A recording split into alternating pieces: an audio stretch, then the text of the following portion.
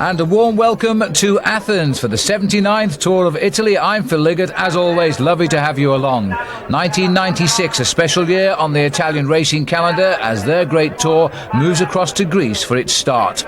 And the reason? Well, the centenary of the modern Olympiad, first held in Athens in 1896. A country famed for its ancient buildings and the Acropolis, and now for the start of the Tour of Italy. And there are 162 riders based on 18 teams. This first stage of 170 kilometres is a circuit based on Athens. No real challenge for the climbers today. Those, of course, will come later, where there are major mountains on 9 stages of this tour. In all, the race totalling 4,000 kilometres. There's the high altitude at the left of our picture, a mere 280 metres today for the field as they prepare to roll away. Everybody, in fact, talking about Abraham Olano after his second place in the Tour of Spain last year and, of course, his World Championship as the man to beat. There's one man who might contest it in the little blue cap there, Evgeny Berzin, who won this race in 1994 and will be a real favourite in the upcoming Tour de France as well. A breakaway forming today, and 3 riders of the same team have gone clear here. They are Aki men, Andrea Teteriuk of Kazakhstan, and the 2 Italians, Gianluca Guerini and Denis Zanetta. Taking advantage of a lot of crashes already in the race today, and it's a lead of 1 minute and 50 seconds over the complete field. Well, not quite, because here is a crash here. We're showing it in slow motion. It's just happened, in fact. It's caused by a burst water main. You can see the wet roads, and the riders try to get away. The rider lying down on the right is Marcel Wust in the red. And what bad luck this rider has. It looks to me as though Marcel is out of the race. He also abandoned the tour after a crash in the first tour he rode back in 1992. And was the double stage winner in the Tour du Pont a couple of weeks ago and was bang on form. That really is bad luck for the young man there from the MX Honda team, the German rider, always a jolly rider as well. And this breakaway here, they want to know a little bit more about what's going on, but the field are closing in.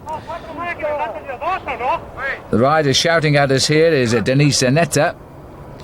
And this is a trip to the back of the field here, because the rider taking a bit of service here, Massimo Strazza. Also a crash victim, and he's hardly back with the race. There's another one. Well, they're saying a number of the accidents are caused by the bad roads, but you have to say, looking at this picture here, these roads don't look too bad at all. A touch of wheels, a moment's inattention, first day nerves perhaps, but again, more riders are on the ground, and it looks as though more riders out of the race. Already, 3 riders have officially abandoned because of the crashes. Now it looks as though Secchiari is another man, and that's going to make it 4 riders out of the tour on the very first stage here in Greece. The field have all been swept up. It's going to be a sprinter's chance again, and this is Uchikov. He was in fact just ahead of the field, but they're being brought to heel right on the line, and Uchikov, a former stage winner in the Tour of France, is caught, and now the sprinters are going to go. The sprinters opening up for the line now. The Gavies rider is Stefano Zanini, but he's been swept aside now as Roslotto starts on the far right. But look at Martinello. Martinello, without his big sprinter Cipollini, is going to have a go on the left of the picture. Martinello, the double world champion on the track in Colombia a year ago, he's going to get his victory in the Tour of Italy, and that means he will also be the first wearer of the Maglia Rosa, and that is what every rider wants, and this is how he did it. I must say, a tremendous show of power here from Martinello. He must have been given a bit of a clean hand from his team leader today, Cipollini, who wasn't in the result at all. Martinello winning over Fabrizio Guidi and Stefano Zanini, Zbigniew Spruck. So Martinello, the first leader of the Giro d'Italia. And thanks to the bonuses out on the course, Martinello is 4 seconds in front of Guidi, and Contrini is in 3rd place. Now we're moving on to stage 2. This is the beautiful fishing town here of Navpatkos, and this is the finishing town of stage number 2. The ride today, some 230 plus kilometres. The riders coming away from Elefsina, and there are 157 of them left, having lost a number of riders yesterday in all of those crashes. No challenger except the climb in the middle, which is over 2,400 feet, 880 metres. But the rides themselves not rising to the challenge at all today. The race has hardly turned a pedal in anger as we pick up the action now 5 kilometres from the finish. The Gavies team here trying to set up the sprint for their man, Stefano Zanini, to see if he can take over the Maglia Rosa from from Silvio Martinello. And by the way, Martinello has said overnight that in fact Mario Cipollini, his team leader, gave him a free hand yesterday to win the stage because Cipollini was not feeling too good at all. Now look at the rush here now by virtually the whole of the Gavis team here to try and get Zanini into pink. And there's plenty of riders willing to bring other teams up. We can see down there the team of Amore e Vita. They've got a very good sprinter on that team, Glenn Magnusson. If you saw the Tour du Pont, you may remember he was riding exceptionally well there. First year pro, champion of Sweden. And now again Polti trying to lead out their sprinter, who is Giovanni Lombardi, who 4 years ago in the Olympic Games in Barcelona picked up the points title, but he's not going to get onto the back wheel. It doesn't look like the lead-out man here. And there's the blue jersey of Stefano Zanini, and Zanini has been beaten on the line, and the man who's got through there, let's look at it again, is Glenn Magnusson, who had a perfect lead-out right into the centre of our picture, and that is going to put him right on the wanted list for Sweden for the Olympic Games for sure. His first win as a pro. He's a great sprinter, and today was his day, right? Yeah. Normally I'm quite good in sprint, so I feel I always feel when I come to the finish line I have a good chance, and I took the chance today.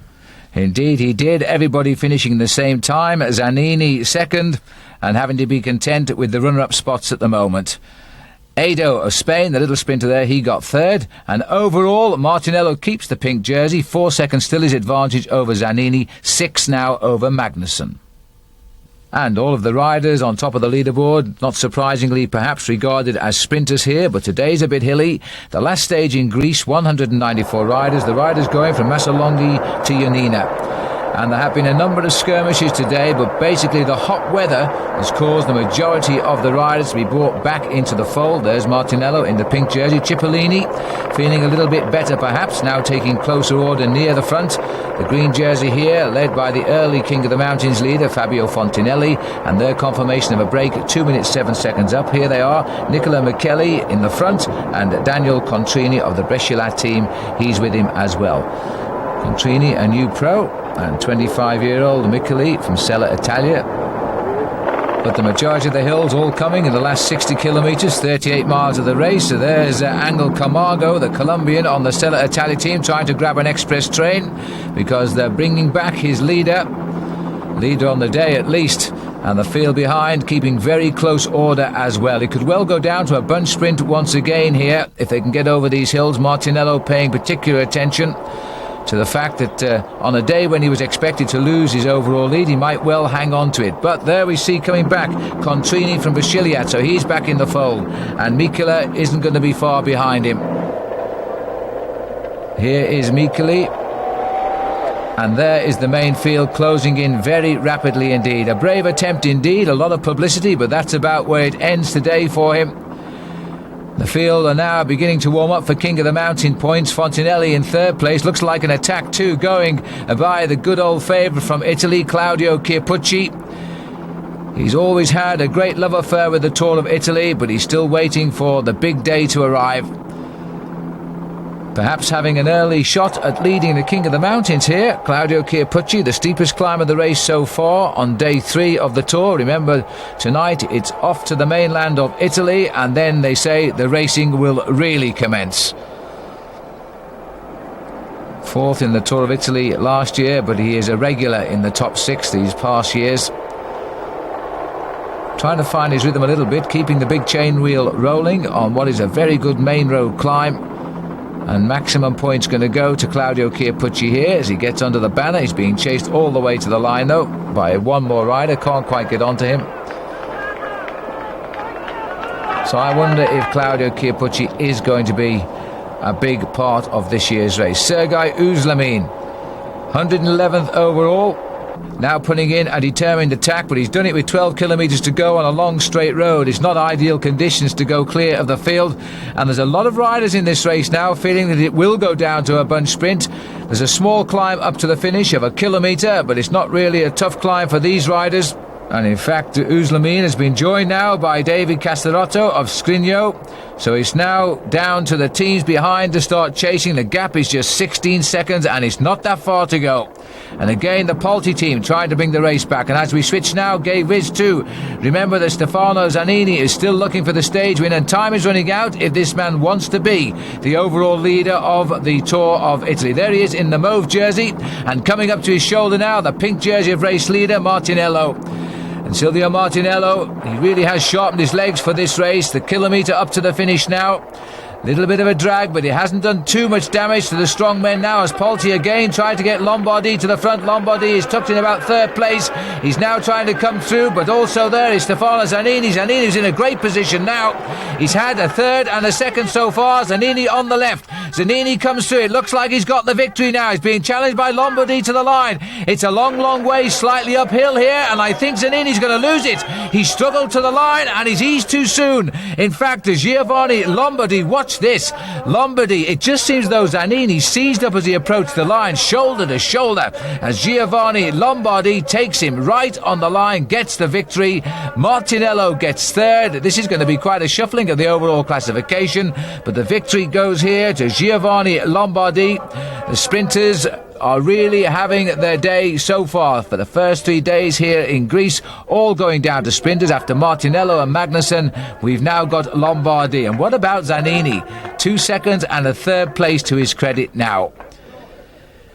So there's the result. Lombardi, the winner, almost 5 hours in the saddle today. In the end, a bunch sprint. Zanini gets second. As a result, Zanini, the new leader of the Giro d'Italia, same time as Martinello, though, split on points, as we move on now to stage number 4.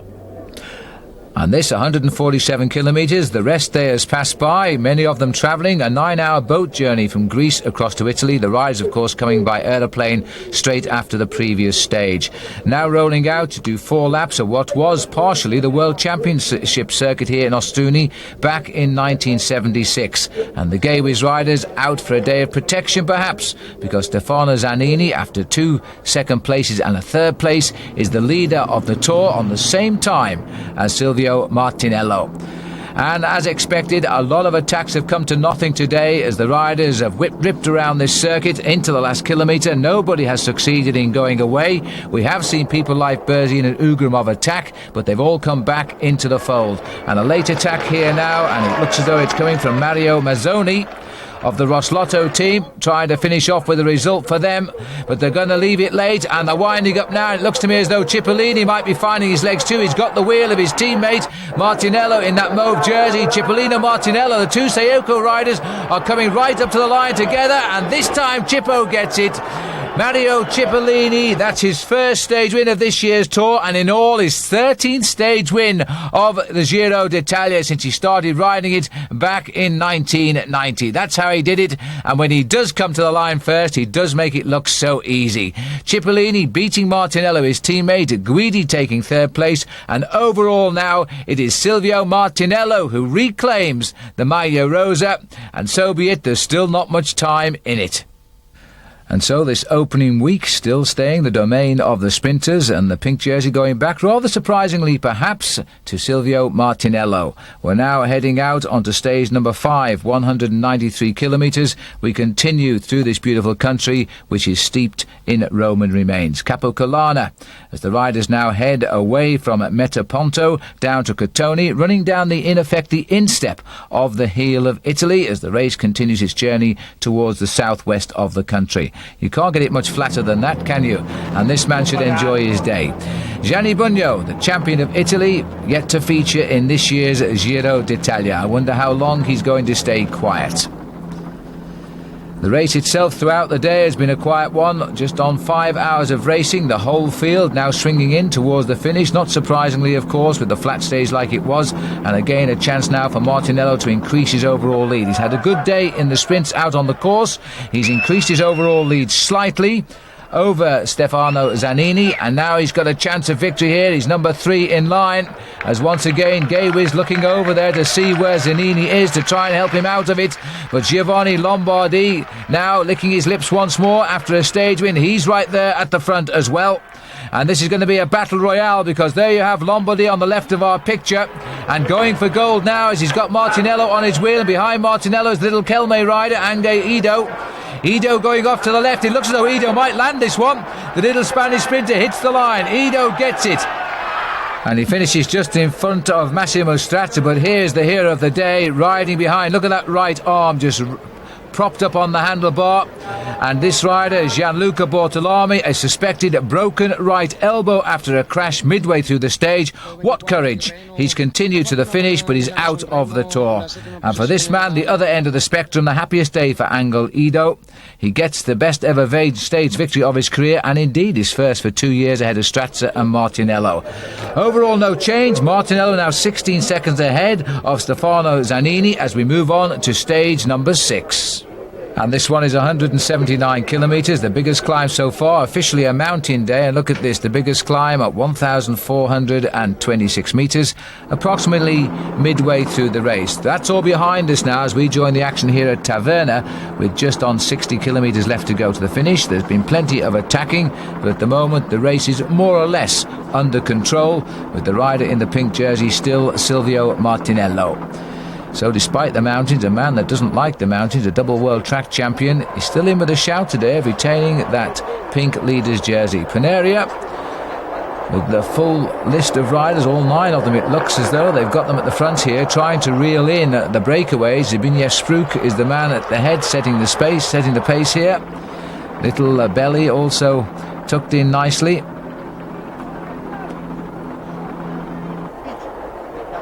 And now we're looking here at the breakaway. Denis Zanetti, the rider who has not given up at trying to get away. He's really at his strongest on the climbs. And the Aki rider pushing on the pace here. The small climbs towards the finish, but they're absolutely ideal for springboards. And there is, by the way, a rather nasty little climb up to the finishing line itself. And a counter-attack here coming from Bo Larsen, and he's being followed too by Sergei Uchakov. And the third rider there looks like it's Gabriele Massaglia. The Italians always anxious to get into the thick of the action. There's the confirmation of the group of Bo Larsen.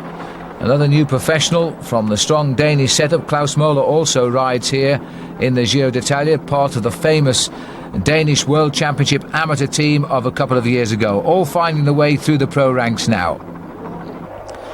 And slowly but surely the whole field is regrouped here. And still they're searching a way to crack this field. Another 3 riders trying to pull away.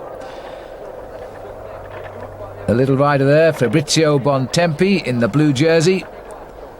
No relation, by the way, to the now retired Guido Bontempi, as this little group also tries to pull away from the field. Bontempi still itching to get his hands on the Maglia Rosa before time runs out for him. The rider tucked in at the back there is Roncasio Gonzalez, the Colombian climber.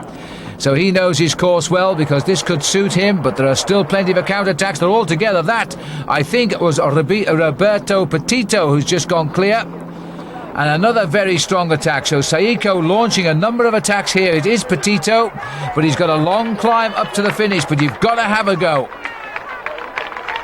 And Petito is going to have to really struggle now to keep his rhythm in and out of the saddle. There's no more relaxing all the way up to the finishing climb. 3 more riders trying to open a little bit of a gap at the back of the field, but they too looking over the shoulders and not too certain of what is going on. Petito worried. He knows the gap is virtually nil, but he can't catch sight of the peloton because they're around the bends on this twisting climb up to the finish. We can have a look though, and there's one rider coming at him. And the way he's dancing on those pedals is the little Frenchman Pascal Hervé from Festina, who's trying to get across. And just look at the gap opening now. The pink jersey is cracked on the long climb. He has no liking for the mountains. And those few seconds lead overall are sailing in the wind now. And this man is flying in it, because Pascal Hervé is heading up towards the back wheel of Petito. Petito, don't look over his shoulder now, because Hervé, the rider who won a stage of the Tour du Pont at Beech Mountain, and that climb is a little bit steeper than this one, I think, in the United States. But Pascal Hervé having his best ever season.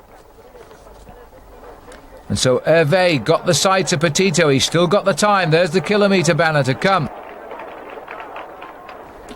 Now, if he times it to absolute perfection, he should catch up with the leader about 500 metres out, and then maybe to go by him straight away before Petitto can get on his wheel.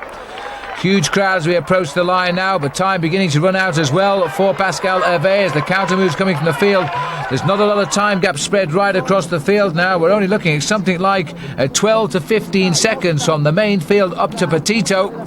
So Hervé is living a very fragile lifestyle in between the two as he continues his rhythm up the climb. Kicks again. He must be very, very close now to Petitto. He knows a pink jersey could wait for him at the top because he may not know it but could suspect it, that the overall leader of the Tour, Martinello, is now in big trouble. And he's got him. He's got him, and he's got him only a few hundred metres from the line. A big kick from Petitto, and Petitto may have the strength. Petitto, no, he's gone. Petitto made the big effort and realised that Pascal Hervé was not going to slow down. And Hervé now sprinting to a clear victory, and only the clock will decide whether he gets the Maglia Rosa. But there's no doubt about the stage victory and the continuing great season of Pascal Hervé. The man who finished second overall, a clear second overall behind Lance Armstrong in the Tour du Pont, continues his good form here in the Tour of Italy. Victory for the Frenchman, Pascal Hervé. The time will soon tell us whether or not he gets the overall leader's jersey. Here's the sprint now for third place, and it looks as though Casagrande gets it, so a little bit of appearance there by one of the pre-race favourites, Francesco Casagrande. He comes home in third place, and there is the pink jersey of Martinello losing time today.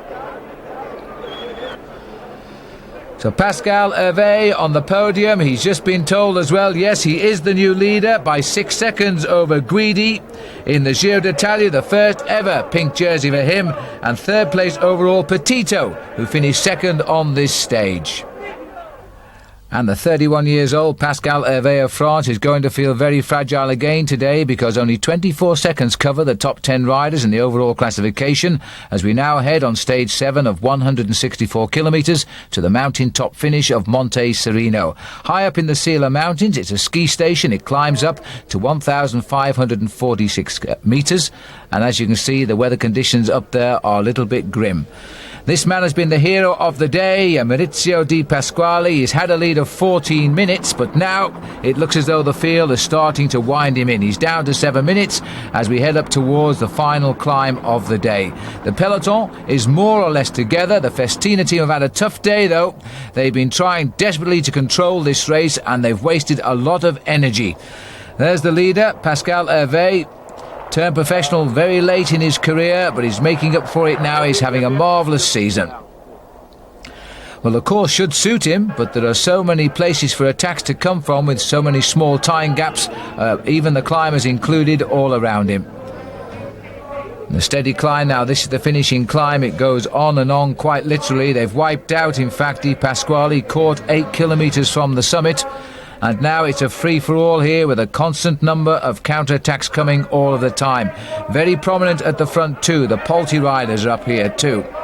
And this perhaps the most important attack of the Giro so far without the pink jersey, because they've got Tonkov, Ugrimov, Berzin, Rebellin are all up here. There's Ugrimov in the centre of our picture.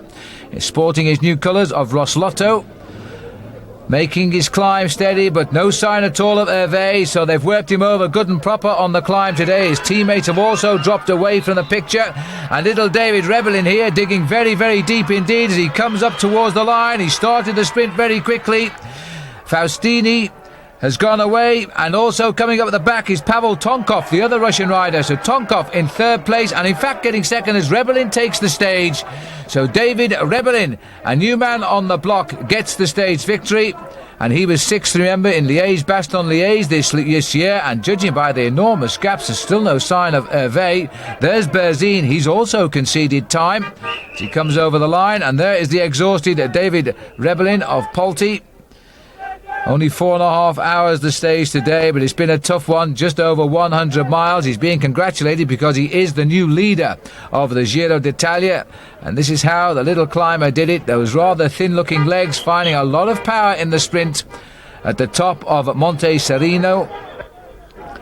And dropping away from the action, slowly but surely, Faustini, and coming up on him, Pavel Tonkov, the Russian rider who once won a stage of the British Milk Race in pouring rain in the city of Nottingham. Rebellin gets the stage. And now how about this? Look at the time gap, 11 minutes and 4 seconds and counting. The champion of Italy, Gianni Bugno, certainly out of any high finish in this year's Giro d'Italia. Happy days, though, for David Rebellin. He becomes the new leader of the Giro. His overall lead will be 4 seconds over Pavel Tonkov, and Faustini will be third, 8 seconds back. Leonardo Pipoli, he's a good climber, up to fourth, and Ugrimov now in the frame in fifth. And with no more mountains until tomorrow, the race now heading for Naples, one of Italy's most famous cities, in beautiful conditions, and it should be a day for the sprinters. This stage of 135 kilometres, we're now running up the coast of the Mediterranean as we head up to Naples via Pompey. There you are, look, it's all downhill today, just a small mountain at the start, and the riders have gone over that, and they're all very, very much together. New race leader, David Rebellin, stalking the field here, letting everybody know he's around. He comes up to the shoulder there of Claudio Chiappucci on the far side. The race favourite, perhaps, Evgeny Berzin, along with Abraham Olano. But we move on to the action now, and a breakaway is formed, and in this breakaway is Claudio Chiappucci, the rider who has always dreamed one day of wearing the Maglia Rosa. Well, he might do something about it. He's in this breakaway, Marco Salagari, and the other rider is Andrea Noe, number 8.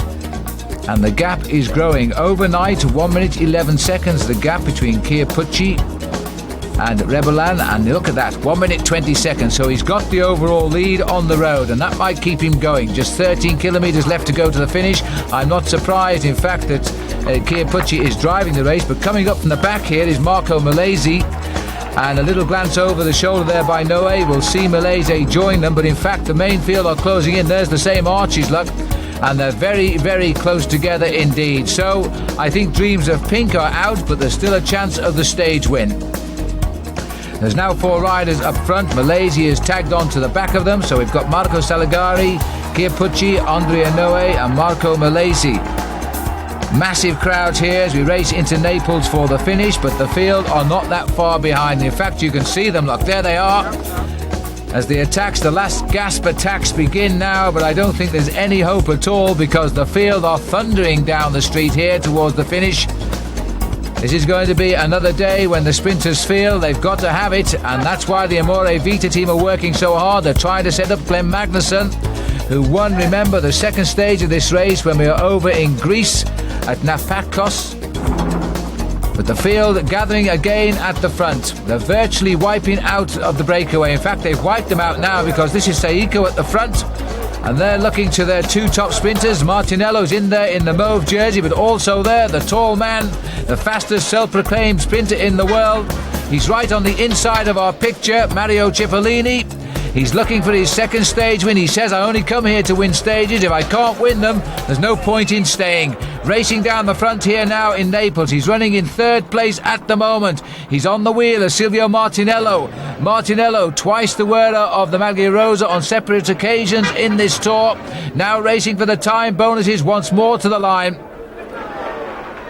There's still a battle for seconds among the sprinters here now as they start to go. In fact, Angle has sat up and looked at his gears if he's got a problem and gone away from it. But Cipollini has no such problems. Martinello on the barriers, Cipollini on the left. Cipollini gets it. I think even our cameraman was fooled there because he closed the camera in on Martinello, but in fact it was the teammate of Martinello and the Saeco captain right on the right of our picture as we look down here, who wins the stage, Mario Cipollini. A lot of speed off Big Mario gets him his second stage win of this year's Giro, and right behind him was Guidi, Lombardi. Martinello, I think, will be confirmed in 4th place. This rider, once he hits the front, there's no getting round him at all. He makes Lombardi look oh so slow, and for him, his second stage victory of the Giro d'Italia, and that is what he came here for and what he does best. But overall, there is no change at all. That's the stage result. Cipollini ahead of the sprinters today. Abdu Japarov getting there this time in 5th place and Baffet in 6th. Overall, Rebellin keeps his 4 seconds lead over Tonkov and 8 seconds over Faustini. So it still remains very close to the top, and a few more hills today as we go on to stage number 9. Heading away from Naples now, we go north up the coast of the Mediterranean, then we turn inland, skirting Rome and heading to the finish here at Fiuggi, a total distance of 184 kilometres.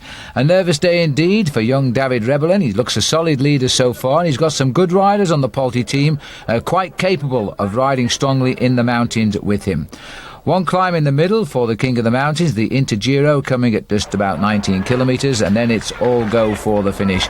And the breakaway of the day, 2 young professional riders, Contrini and Traversoni, trying to soften up the rest of the field and grab a little bit of the limelight. It's been a long breakaway for these riders, but the counterattacks are coming now, not surprisingly from the Aki team, who are taking a lot of encouragement from the fine riding from Denis Sinetta. Konichev setting the pace, Mauro Bettin and Roberto Petito, the rider who finished second to Pascal Hervé on stage 6. He's sitting now at the back of the group. Maybe he'll get more luck this time, because here comes the main field. Still a little bit of hesitation here as they try to organise the counter-attack. The Paneria team looking particularly good as they put 3 or 4 riders back at the front of this group. The whole field, having wiped out the rest of the breakaways, are all together down there now. And the motorcycles at the front waiting for the attack that might decide the day's stage. They climb up now towards the finish at Fiuggi. And this looks like Enrico Zaina, who's starting to go clear the field. A counter-attack coming from Paneria. Carrera without, of course, Marco Pantani, who incidentally did the opening titles to the international television coverage. He was actually singing at the top of every day's programme of this year's Tour of Italy, and I can tell you, we want to see him back racing because he's not a very good singer. Well, this is still Zaina trying to get clear of the field, but they're really wrestling with the fact they're not going to let him go, and it looks as though there's a counter move here coming from Alexander Gonchenkov, the Russian rider. Well, he must know these roads quite well. He finished second in Tirreno Adriatico here this year. He's also had a stage victory in the Tour of Romandy, so Gonchenkov having a great season. He's a man that is promising much, and he's just starting to deliver this year now. And this is Belli coming across from the Paneria team. Now, if those 3 can get together, we have a real substance of a good breakaway. Oh, and look at this. Gonchenkov has just come across to Zaina, and he's got a flat back tyre. Well, that's bad news, not just for Gonchenkov, but I think also for Zaina, because the main field are around about 30 seconds behind. Here they are. Not quite as many as there were at the start of the climb, but even so, a very, very big pack indeed. David Rebellin is in this group and will feel a little bit concerned about Zaina, who started the day just 29 seconds behind overall. He's got more than that back at the minute.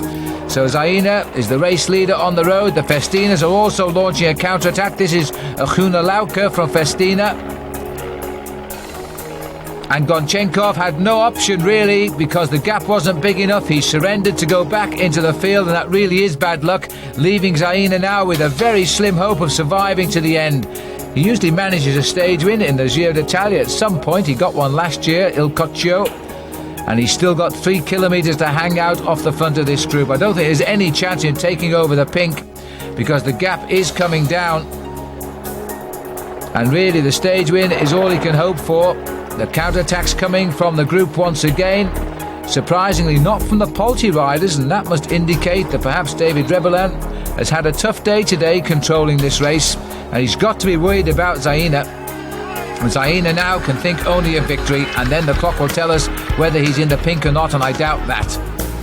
Camera waiting to see if anybody comes round this corner, so the gap must be pretty close down to being shut down altogether. And here is the second rider on the course, and this is Guidi, who's gone through for the Scrigno team. Then the main pack just behind, Fabrizio Guidi, who continues to progress in this year's Giro d'Italia and keeps a high overalls position. And look at the way they've closed in on everybody. And in fact, Zaina is just about going to hang on to the finish, but it's going to be touch and go. He'll get his stage win. He was 7th overall in last year's Giro, by the way.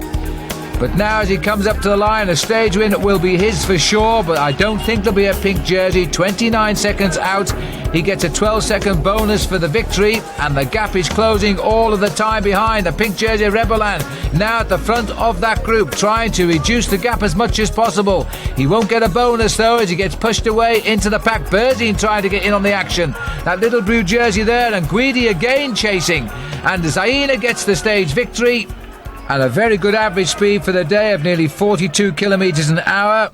Behind comes Guidi. He gets the second place, 4 seconds back officially. Zbigniew Spruk from Paneria, he takes the third place. And David Rebellin, he actually finishes with that pink jersey in fourth place. What would have happened, though, to Zaina if Gonchenkov had not punctured? He may well have got his hands on this jersey, which stays on the shoulders of David Rebellin. I'm not surprised he's smiling, the 24-year-old who turned pro at 20 years of age. He still leads by 4 seconds over Tonkov, 8 seconds Faustini. Zaina now up into fourth place. The riders now facing their 10th stage as we head out of Arezzo and head for Prato. And we're heading now into northern Italy, into Tuscany. The region famous for its famous son, Mario Cipollini, but he may not like the route today because it is a little bit hilly and it's going to be a tough one for the sprinters to control. Still in that pink jersey, David Rebellin, and each day he's finding his team is under pressure. There's the hills, one coming sort of midway through the stage, and a nasty little climb around Prato. We go through Prato, in fact, and then out onto a little hill the rider's referring to as the Wall, and then we go back down to the finish in Prato itself. Beautiful scenery here, plenty of rain in northern Italy, but the sun is out today and the grass very lush indeed. And it has been a good attacking day throughout the stage. This is the little leading group led here by Marco Della Vedova, who's trying to get a sortie underway, and a good lead at the moment over the field. This is where we are at Vetta Le Crocchi, and 67 kilometres still remain. Also in this group we've got Dmitry Konishev. Steady climbing here being done, and the gap, well, it's going to be a little bit of a risk as to whether they will survive the whole escape. There's nobody that will affect the overall lead yet of David Rebellin, who's going to take his time in bringing back this group, I think.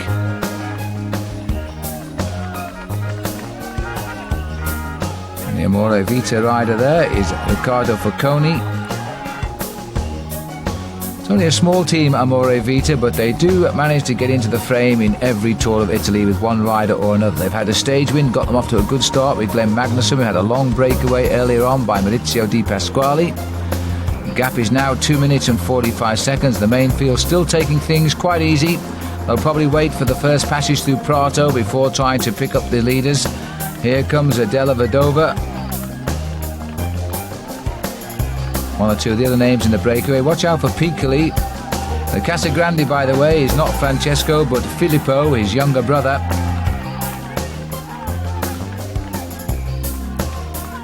And Vedova even managing to find himself a little smile here as he makes his way up the climb. No thanks to the drink. Riders very rarely take the offer of drinks from the crowd because you never know, there's always the risk of picking up a little bit of contaminated water. They only like to take the drinks supplied directly to them from their directors sportifs. And the pink jersey, and not surprisingly all of the Polti team now trying to control the escapes. They're closing in at 45 kilometres to go. Here's the back view of the breakaway as they concentrate on the small Intergiro sprint for a handful of time bonuses. But the main field now heading towards the completion of the first visit to the finish town here at Prato in Tuscany, and then the riders will head out onto the big climb. And on this big climb, it is a little bit of a brute. I think we should see the counter-attacks. Now onto the climb itself, and the Aki riders getting themselves into the thick of the action again. They've had a good tour so far. Denis Zanet is the man who has been doing much of the work for them. The 25-year-old who turned pro only last year. And the gap tumbling down now. Abraham Olano, the world champion. We haven't seen too much of him yet, riding on the right of our picture in his world championship jersey, right on the wheel there of the leader of the Tour. Now you get some idea of the gradient as they grind around this corner. It looks to me as though it's something like 25% on that bend. Paneria, thinking perhaps of Pavel Tonkov. They're setting the pace at the front. Good chance to test out the strong men in this year's Giro d'Italia as the big heads of state get themselves to the front. Paneria are riding very, very strongly as a team. There's the climb, sticking off to our right. Shignano. And this is the man who's now in the lead here. And this is Alexander Gonchenkov, who's got himself to the front. So they've wiped out the breakaway. And Gonchenkov, the rider who punctured yesterday when he had a real shot at the win with Zianina rather. And now in the lead. And little group starting to get clear. This race is split wide open, and heading the charge there, the world champion Abraham Olano. There he is down there, setting the pace. It looks as though we may well have the other Rosloto star right on his wheel, and that's Pyotr Ugramov. The pink jersey's done well to latch on the back. Olano, Ugramov. This is Pascal Hervé. So there's some good riders got themselves to the front today. A little bit of a sort out amongst the senior citizens, I think. Pascal Hervé, who briefly held the lead, and I thought he would have held the lead for quite a few days. He found the going just that little bit too tough. Number 14 is Stefano Faustini, the other star of the Aki team. He's tagged onto the back. He's on the wheel of Claudio Chiappucci. This is a nice little select group here, trying to grab a few seconds on the day. As it comes up towards the finish, though, one rider's slipped them, and he's from the group into the last kilometre. It looks as though it might be Massey of the Refin team. Rodolfo Massey, well, if he wins this, it'll be a surprise. He's been a pro for the best part of 10 years. He's just hanging off the front of what is a select breakaway group. Most of the favourites are in it. But Rodolfo Massey taking advantage perhaps of the infighting, coming up to the line now. He will get the stage win, almost certainly the finest win of his career, as the sprint starts behind now. But it looks as though Zaina's in on the sprint too. Gonchenkov, Farah's in, they're all here. Giorgio Furlan is getting himself up to the front. Alongside him too is Claudio Chiappucci and Casagrande. Very close indeed as Massey takes the victory a few seconds in front. I think Furlan got it. This is the overall situation after that sprint. Rebelan, Tonkov, Faustini, no change at all overall. Furlan did get the sprint and Casagrande got third. Chiappucci was fourth. No change though in the overall classification. And so the riders now are turning back towards the coast as we leave Prato and head out to Marina di Massa. And there is a day for the sprinters if I've ever seen one. There's just one small climb towards the end, and the pack, as always, coming down together, enjoying a very hot day here on the west coast of northern Italy. And after a long breakaway by Fabiano Fontanelli, the race has come all back together again. Fontanelli, by the way, the king of the mountain since this race started in Athens. His lead wiped out approaching the finish, and now we have just a bunch sprint. And now can Mario Cipollini take his third stage win of the Tour? He will think he can. He's tucked right in on the inside of the barriers here. And in fact, Cipollini now moving slightly off the barriers. Martinello is in fourth or fifth place trying to find his way through, but it's all too late. His team captain gets his third stage win of the Giro d'Italia. So, Mario Cipollini, when he goes, he really does go. This is his third stage win of the Giro, and a clear win indeed. He comes right ahead here on the line of the little demon sprinter going through on the inside of the barriers there. Jamaluddin Abdu-Japarov, and Silvio Martinello just about hangs on there to third place. Denis Zanetta of Aki was the rider in the yellow who got wiped out and pushed back into fourth.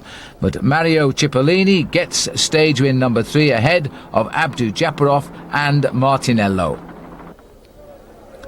David Rebelan, well, an untroubled day once he brought back Fontanelli, and so he keeps the leader's pink jersey by that same 4 seconds over Tonkov, and once again, no change at all overall.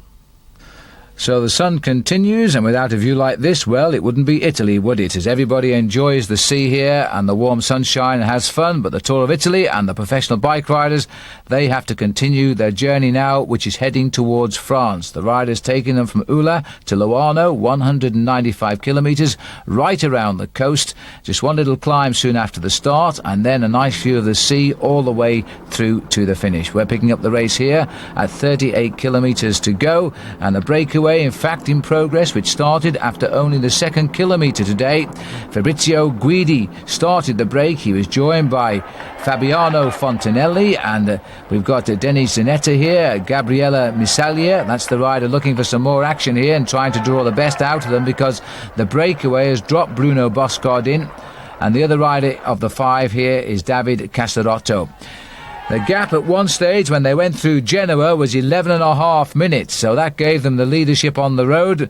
and indeed a number of the high placings in the overall classification. But it's come tumbling down a bit now, and in fact it's leaving a fairly pleasant day for the race leader, because he seems to have the race under control. It's all a question of who will win the stage. Fontinelli, remember, yesterday had the misfortune to flat just before the finish when he would have won the stage. Today he has another shot at it now. The Saiko boys and Scrigno working hard at the front of the group, but this will decide the day, and a breakaway which has lasted for much of the 195 kilometres. And Zanetta there, tightening up his toe straps, or probably bolting down his shoes these days as he rides second from the end, getting ready for the sprint. But also in this group, the man who started the whole breakaway, what a powerhouse, Fabrizio Guidi, who has been taking part in the sprints for most of this race, now had a go today at the long one. And the attacks now as they start to dice for the position at the front. Fontinelli in that green King of the Mountains jersey is watching everything. Missaglia is the rider at the back for Paneria. Zanetti is number 19. Casarotto is the Scrigno rider. And it looks as though Fontinelli's got himself in a nice position. Followed now by Casarotto, who gets a good look at from Fontinelli, who wants somebody to take up the counter-attack there by Guidi. And in fact the whole field have closed right in behind them, so this really is a battle of nerves now. They've come right out of the blue of 500 metres to go, and they're going to have to hang on just to start the sprint. Fontinelli at the back there, also looking over his shoulder there is Massaglia. And the Paneria boys are working very hard at the front of this group, but the main field are closing right in, and will they catch them right on the line here? Because it looks as though, indeed, that Casarotto is the rider who's setting the pace and is giving it all away by just keeping a top 5 finish for him. Fontinelli has waited as long as possible, and Fontinelli goes for the line now. He really gives it just about everything. Thinking of his flat tyre yesterday, perhaps Missaglia is the other rider right on his shoulder. Fontinelli gets it. He takes it on the line. Missaglia will be second. Guidi will be third. And that means Zanetto, just off our picture to the right in yellow, he gets that 4th place. But the King of the Mountains gets the stage victory here. What a great season Fontinelli is having. That will be his 7th win of the season. So Fontinelli finishing ahead of Massaglia, Guidi, Zanetta, Casarotto. The main field coming in just 3 seconds behind the top 4 today. Overall, no change at all. And it's as you were right down into the top 8 positions. And on this stage, I think David Rebellin is going to be tested for the full. It is only the second mountaintop finish we've had so far this year's tour. We're heading to Pratanovoso, and no, there's no snow there. That little bit of publicity is what you would see if you came here in the winter. It's a ski resort, and it comes at the end of 115 kilometres today, a climb of 1,615 metres, and there's plenty of hills on the way. And the race has begun to split up already. The first attacks coming from Zbigniew Spruk of Paneria at the back and Pascal Hervé of Festina. 38 seconds is the split on the first group, and 43 seconds back to the group containing David Rebellin. And already abandoned Fabiano Fontinelli, the rider who won yesterday. He climbed off on the very first mountain today, perhaps feeling his stage win was all he came here for. He's gone. And he now has those 7 wins under his belt, 25 wins in all in his career. A day for the climbers indeed, and a nervous day for the man in pink as he watches the other riders launch the initial attacks and tries not to panic in these opening stages. Pascal Hervé, the rider taking the drink. Any man who gains a few seconds over the field today. And what's going on here? Because that was a clear push off the road there. And I'm not too sure why on earth that happened, but that was Fausto Dotti who pushed off the road Filippo Simeoni, and for no apparent reason. Well, I'm sure there'll be a fine tonight for that, and a warning from the referees, because that, you know, is a disqualification if the referees take that sort of attitude. But I think it's come as a show of frustration, because as they start the final 12 kilometres climb to the finish, the race is virtually all back together again. There they are, top of our picture, the main field are right on them, and now the counter-attacks are beginning. That's Pavel Tonkov of Paneria, who launches a very quick assault, and number 66 here is Ivan Gotti, lying 8th overall. He's trying to latch on. Enrico Zain is the Carrera rider. We just need to get up alongside and catch on the second rider there. It looks as though it might well be Piotr Ugramov, and it is. Ugrimov, the rider who finished second overall in 1993 and really did give Miguel Indurain a run for his money that year, and third in the Tour last year.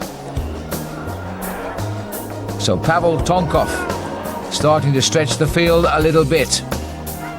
The Paneria team still have a full complement of riders in this event too, showing a good all-round depth of strength.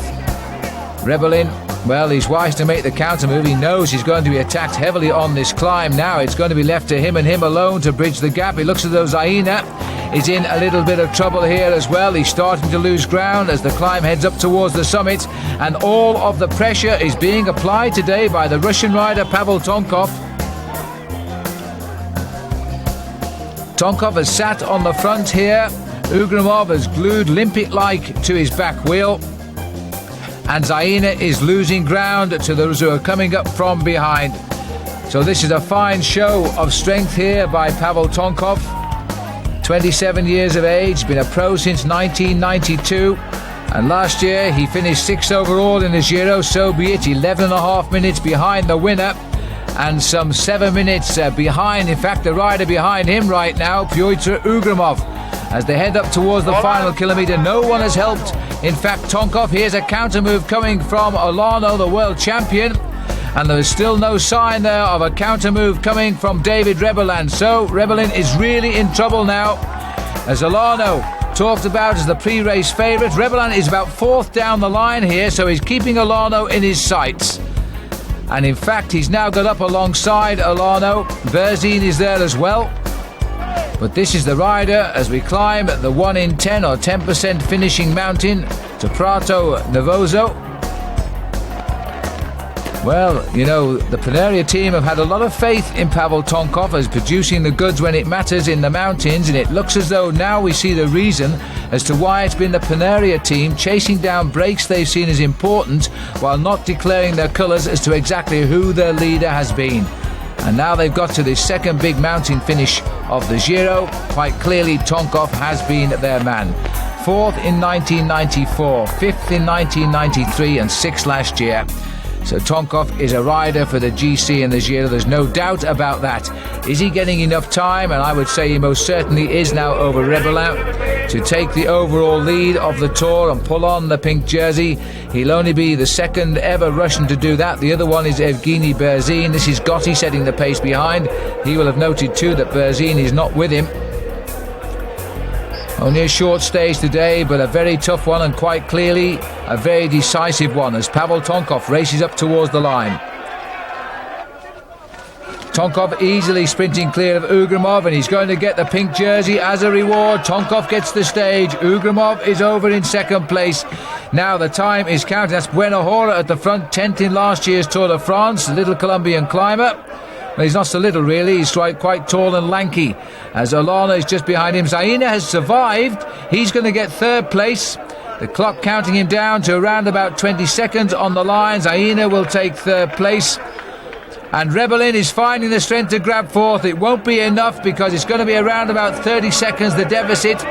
So the new leader of the Tour will be Pavel Tonkov. Rebellin gets fourth. Fifth is Bueno Hora there, Colombian and Kelme. And sixth, Abraham Olano. And just look at the damage this final climb has done here. The Polti riders were less spent because they've kept Rebellin in the hunt without doubt. But here's one big loser here, Evgeny Berzin, almost a minute lost for him. So Tonkov, the stage winner by 2 seconds ahead of Zaina, Rebellin, Bueno Hora, Olano, Gotti. Overall, though, look at the changes. Tonkov now leads Ugrimov by 20 seconds. Zaina, third at 38. Rebellin drops to fourth at 41. And Berzin, he's now a minute and 31 seconds back as we move on to the 14th stage. And this 205 kilometres takes us now across the Col de Madeleine into France, and we climb the giant Col d'Izoire before the finish in the old part of the city of Briançon. And the man who has survived the breakaway at the front, here he is, Heinz Imberden. He originally went on the move on the Col de Vars with Gotti, Belli, Massi and Nelson Rodriguez. He was dropped on the climb, he got back and he's left them all now to be swept up by the chase group, not surprisingly led now by Paneria. And there is the pink jersey of the new leader, Pavel Tonkov, in third position. Heinz Imbuden, his lead coming down all of the time. It's just over 2 minutes now. Nelson Rodriguez on his way back, in fact, to the pink jersey bunch. The Paneria boys showing they're really feeling pretty strong. And this now on the climb of the Col d'Izoard here. This is Pascal Richard, who's trying a tentative escape. Richard rides for the MG team. He won a couple of stages in the Giro d'Italia last year. He's also a past king of the mountains in 1994, so he's got the qualifications. The Swiss rider rides on an Italian team, speaks Italian fluently, and that's the group behind at the moment that Richard is going away from and climbing steadily on the Col d'Izoard. He's picking up here Heinz Imbuden. Nelson Rodriguez has gone back. A surprising rider, Richard. I remember him when he won the World Cyclo-Cross Championship back in 1988, the same day his new team of the time, Wyman, were having a press reception to announce their sponsorship. He was outside the window winning their first world title. It was an amazing day. That was in Switzerland, and now we have Pascal climbing very, very solidly today. A far cry from a couple of years ago when he was the king of the mountains. He spent a lot of time in the region here in very bad weather in the Tour of Italy. But through these pictures today, in perfect conditions in the Alps, in the French Alps at that, we're now watching the group behind, and Pavel Tonkov looking very, very solid indeed down there. On the back wheel of Pyotr Ugrimov, and trying to pull clear a select group on the climb of the Izoard. By the way, a little footnote to the fight we saw. Fausto Dotti fined, by the way, not just 30 seconds in time penalties, but also $1,000 for that little punch he threw at Filippo Simeoni. Back to the race here. We've got sitting at the front now, the pink jersey. That's the place to be if you've got the strength. Further up the climb and gaining time, but not racing to the pink jersey yet, at least, Pascal Richard. Good crowds here on the Col d'Izoard, most of them French, of course, although we're not too far away from the Italian frontier. The Tour de France also racing in this region later this year, but it won't use the Col d'Izoard. It will use some of the climbs, though, the Tour of Italy are going over. Over the top of the Izoard, the road's barren, but the snow, even at this height, seemingly melted.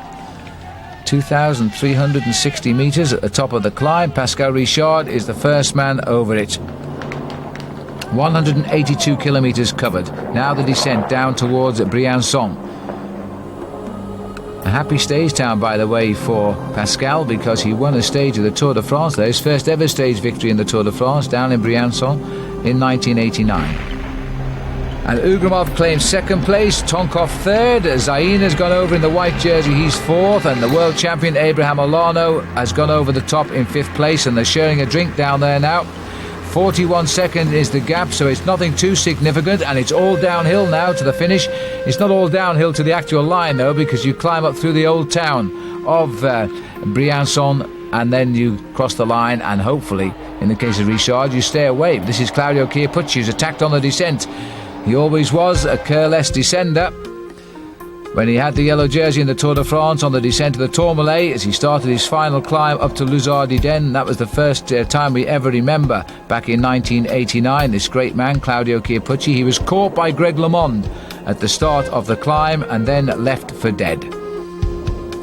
But as we descend now down into Briançon, Pascal Richard should just about hang on to the few seconds advantage he's got over the field. It's not going to be a pink jersey for him, but it's certainly going to be a stage win. Well, the road's devoid of the public here, but they're all waiting for him as we climb up into the old town. And this is Chiappucci. He's still clear of the chase, taking the corner very wide indeed. But you have to take your hat off to Pascal Richard. He must be one of the shrewdest bike riders in the world. He always gets a win of every stage race. He watches for the right day, and today he's chosen certainly the perfect moment. Under the kilometre to go flag, he is clear. Chiappucci is chasing him, and then we have the group containing Olano, Tonkov, Hervé, Zaina and David Rebellin he's also in that group. They're riding around about half a minute back. Chiappucci is only actually dangling just off the front of that group I've just mentioned. If he looks over his shoulder on these climbs, there's a real chance he would see them chasing him. As we watch Pascal Richard here, one of the noted retirements we've just heard about is Silvio Martinello. He has retired today, the sprinter. Perhaps he'll now prepare for the upcoming Olympic Games where he's going in the points. Well, Claudio Chiappucci, he made all of his advantage on the descent. He looks to be struggling now on this nasty little drag up to the finish in the Old Town. Pascal Richard, I think he's got the buffer he requires over the speed humps there as he comes up towards the line, but he's got far enough now. The last time check we got was 40 seconds over Chiappucci and 50 seconds on the field. Taking no chances, he looks over his shoulder, but he won't see much in these narrow roads and all the cars right behind him. Through the gate of the Old Town. And a big crowd watching the arrival of the Tour of Italy into France here, and they're seeing it being won, yes, by an Italian team rider, but very much a Swiss man. Twice the national champion, twice a stage winner previously a year ago in the Tour of Italy, now gets the win here. Pascal Richard is home. Claudio Chiappucci is suffering, but he's hanging on to second place here. It looks as though he might well get it, but only just because the field are right up behind him there. There they are. And Chiappucci into the old Citadel and now racing up towards the line. He's found his legs for a little bit of a sprint here, and he'll need to sprint because he is only 1 or 2 seconds ahead of that field just come around the corner there. The pink jersey of Tonkov is safe. Chiappucci is also safe. He gets second. Alana, the world champion, beats Hervé in the sprint. Ugrimov, Zaina, Tonkov, Rebelin. That was the order over the line. And then we go back to the next group in. This looks like Bueno Hora brings over Berzin, who has conceded a few more seconds today. The first victory by MG in this year's Giro d'Italia. And the victory going by 43 seconds to Pascal Richard over Claudio Chiappucci. That was a nice ride, and it's good to see him back in the overall result, but not in the overall classification because Tonkov keeps his 20 seconds lead. In fact, no change at all in the immediate placings overall. So today, Pavel Tonkov says goodbye to France with that 20-second overall lead advantage over Piotr Ugrimov, and now we head back to Aosta. 224 kilometres. The rider's going home to Italy now for what is a very vicious end to this year's Giro d'Italia. Today the stage, as I say, 224 kilometres. We say goodbye to France over the Col de Montgenèvre. That's the way into Italy and then down into the valleys. Pavel Tonkov now not too worried by an escape which has gone up the road containing 6 riders. They've got 48 seconds, but their lead is building. And in the escape is Gianni Bugno, the Italian champion. It's interesting to note at this stage too that Pavel Tonkov, his team, are the only team left in the Giro d'Italia this year with a full complement of 9 men. Here's the breakaway, and in the breakaway we've got Manuel Beltran, Sergei Uzlamin, Gianni Bugno, Francesco Casagrande, Carlo Finco and Alex Zivakov.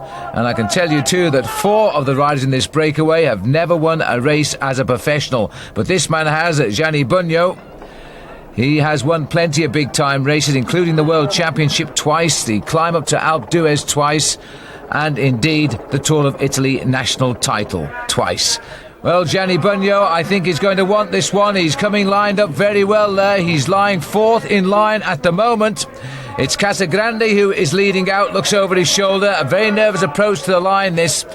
Not surprisingly, because they've got a small gap over the field as the field is beginning to close down, but Finco now is looking for the whereabouts of his team leader, Bugno, seeing if he's on his wheel, and in fact Bugno, I'm sure, wants to win this stage. The reason being the press here in Italy have given him such a hard time in making him look like a very poor rider indeed, and I suppose to some degree, having been dropped on most of the climbs this time in the Tour of Italy, he hasn't been that good either. Anyway, he's out to make amends, or is he? Because Finco is giving him the perfect lead out. Bugno goes to the right of the picture. Casagrande takes him on as well, but Bugno is going to have to challenge hard here. He's kicking for the line, and Bugno is going clear with a very good sprint indeed here. Gianni Bugno pushing it all the way, gets his revenge. Bugno crosses the line ahead of Casagrande. 3rd place, I think, will go to Sergei Uzlamin of Russia, and not very far behind, but almost 3 minutes, the main pack coming in here. But Pavel Tonkov in the pink, he will stay that way. No change at all in the overall lead in the Tour of Italy. A little flower for the helpers, and Gianni Bugno back on the high spot, and I must say this is quite a swing around for the Bucks. And zipping his top up, Pavel Tonkov stays in the overall lead as the race now moves on to stage 16.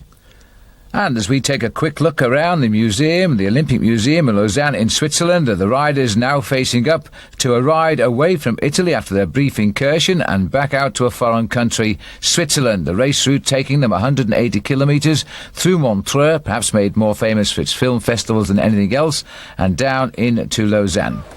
And the breakaway today, well, we're expecting breakaways that perhaps will not affect the overall classification for a couple of days, and this is an attack now by Alexander Gonchenkov, who's having probably his best ever season. He's lying 32nd overall in the event, more than 15 minutes behind the pink jersey here of Pavel Tonkov, and you can see his lead has gone up now to 4 minutes and 41 seconds, and it's a simple job for Paneria today, just to keep an eye on the way things are going. Also up there with Gonchenkov, Heinz Inbeden and Puttini, but he got rid of those two and is now coming up to the line here. And Alexander Gonchenkov, what a great season he is having. He started off so well with second in Tirreno Adriatico and second in Milan San Remo, 8th in the Tour of Flanders, 4th in the Amstel Gold Race, and now he's going to get a much well-deserved stage win in the Tour of Italy after almost 5 hours in the saddle today, the Roslotto rider. And he's quite a humorist on the circuit too, is Alexander Gonchenkov, and a very popular man. The Russians, many of them domiciled in Italy, are now anxious to show their colours to what they see as a home crowd. So in Lausanne, it's a Russian who celebrates the joint centenaries of the modern Olympiad and the promoting newspaper La Gazzetta della Sport. There he is, prepares to give the two-handed salute for Alexander Gonchenkov. The chase by Inbeden and Felice Puttini, they never got on, and they finished around about 20 seconds behind. Another pink jersey, an unchallenged day for him too, Pavel Tonkov, now waiting for his rendezvous with the time trials and the mountains, as the race now moves on towards its finish in Bahia on the 17th day of the Giro. And so the riders now preparing for their return yet again to Italy from Lausanne, having paid their respects to the modern Olympiad, and the route bringing through Martigny over 236 kilometres, the big climb of the San Bernard Pass, back through Aosta, where we were a couple of days ago, and down to the finish in Bahia. There is the contour, nearly 2,000 metres high. The Grand Saint Bernard Pass has done absolutely nothing today to alter the course of the race. And Bo Larsen attacking after only 8 kilometres of the race, and Laurent Roux of France joining him, and the two have had a maximum lead of more than 26 minutes. I suppose that sometime in every big stage race you get the opportunities doing this. It's the sort of day that nobody, it seems, wants to attack the pink jersey of Pavel Tonkov. Little Laurent Roux is something of a climber, been a pro now for 2 seasons, and he's only ever won 3 races, but even so, that's 3 more than Bo Larsen, who turned professional on the basis of his fine 6th World Championship placing in Colombia last year. And Bo Larsen, one of a clutch of famous Danes, and they're all the famous Danish team of a couple of years ago that seemed to win around the world, everything they did, and I think every one of them now, Bo Larsen's the last one, they've all turned professional. Well, the breakaway is still many, many minutes ahead. The last time check we got, it was 17 minutes up, and as you can see now, we're only 2 kilometres from the finish, and I think a little bit of finessing is in order here. Laurent Roux has been pushed into the lead by Nikolai Bo Larsen. It's a shame when one of the riders have to lose at this stage, because they've been in the lead today for 228 kilometres by the time they cross the line. It's going to be a very difficult stage to win, because they've got all the time in the world they need to play out this one. There's nobody going to pick them up now. They've been in the lead for about 5 hours and 35 minutes of the time on the screen there. Well, Bo Larsen wants the first win of his life, as a pro anyway, and he started the sprint now. And wouldn't it any help to remind him now that he shares a flat with Glenn Magnussen, the only other rider on his team to win a stage of this year's Giro, the Amora Avita team. And I don't think little Laurent Roux has got any answer to the sprint here, but he's going to have a go. Laurent Roux is now digging very sharply on the right. He's lost it by inches in the end. He made that desperate attempt, and I'm not surprised. Upset Laurent Roux there. He didn't quite get on to the level of Nikolai Bo Larsen. And Laurent Roux, perhaps a better climber than a sprinter. tries to get alongside Nikolai Bo Larsen at this, but there's a lot of power coming out of the red-haired Dane, and he gets his first ever race victory as a professional. It comes in the Tour of Italy. The sprint now for the third place, and this is Sergio Barbaro, who looks like he's going to take it out for Carrera. He's been sprinting very well, actually. And Marco Della Vedova, he gets fourth, and fifth is Amicare Tronca. And the remnants of the field coming in, all of the field. Look at the time on the clock here. You can see how seriously today Tonkov took the breakaway. 16.5 minutes, albeit, for the main field coming in. Tonkov not too far away from the front. There's confirmation of the stage result. Teteriuk was the rider there who got sixth from Kazakhstan. The overall situation, no change at all these past few days. Tonkov 20 seconds ahead of Ugrimov. Zaina is third.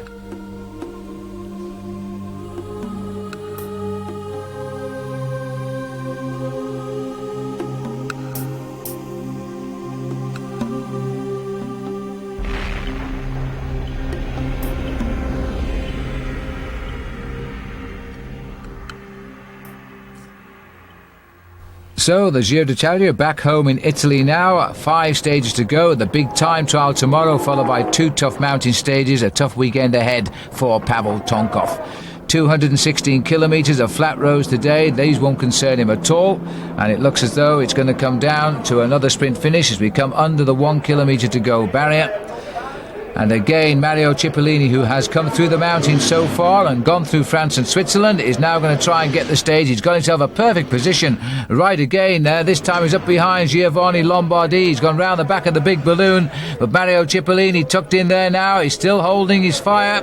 He's lying there in second place as he swings round into the home straight. The champion of Italy goes very wide, and it looks now as though he's going to have to kick. He makes it look almost casual, this, but the power in this man who pushes all of the strength right from his shoulders down into those long legs, and Lombardi is not going to get on terms with him at all, and neither is Casarotto or Scrigno.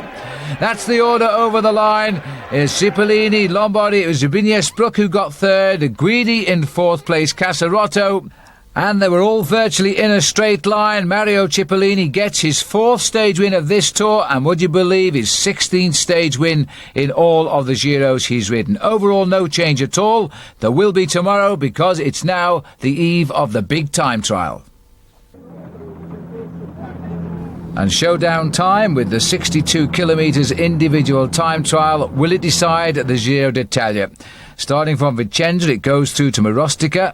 And it is a test starting on flat roads, but it builds up as the race progresses, and really it should decide at least a solid order before the race goes into 2 very difficult days in the Dolomites before that final day down to the finish in Milan. This is the overall situation at the start this morning. Tonkov 20 seconds ahead of Ugrimov, 38 seconds back is Zaina, 44 seconds back is David Rebellin. We're looking now at the Bianchi bicycle here of Evgeny Berzin. An excellent time trialist, his memory going back to a couple of years ago when he beat Miguel Indurain and went on to win the Giro d'Italia, the first ever Russian to do that. He's going to have to fight back now from 8th place, 1 minute and 41 seconds down. A lot of time to make up to get himself back in the frame. Switching now to Gonchenkov here at the Czech of Braganza. He's gone through with the best time. Zenon Jaskula through there originally with the best time, the rider who once eliminated many riders in the Tour of Switzerland when he went on to win a mountain time trial there. This is the situation at 39 kilometres covered. Gonchenkov leading by 1 minute and 9 seconds, so his good form continues. Not so for Claudio Chiappucci. He's never been a man for the big time trials. His times recorded are showing he's not riding too quickly now, having started 2 minutes in front of Evgeny Berzin. And here is Berzin visibly moving quicker. I think very shortly he's going to pick up Chiappucci into his sides because he's gaining big time on him. Taking the fastest way around the corners here, the Gavis rider. As we go back to the start house of Abraham Olano, the world champion, beaten only by Miguel Indurain to the time trial title almost a year ago, towards the end of last season in Colombia. He gets the start. Remember that Olano in 7th place overall and still 1 minute 20 seconds off Tonkov's pink jersey, and still the man everybody talks about as the favourite for this year's Giro. Berzin, Olano, 2 masters of the art against the watch, and they're going to run pretty close at the time checks at the moment. The little compact figure on the left there of Evgeny Berzin looks rather frail against the big stout frame of Abraham Olano. This is Pyotr Ugrimov, his turn to start. He starts 2 minutes in front of Pavel Tonkov. Must be a daunting feeling to know that the leader will be chasing you out of the start house in just 2 minutes' time as Ugrimov goes. A second and third in previous Giro d'Italias.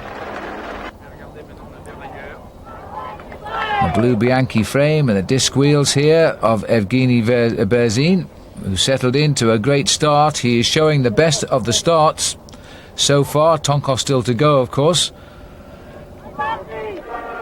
And Tonkov has gone. So Tonkov rolls out of the start house. The applause of the crowd. The Russian leader of the Giro d'Italia.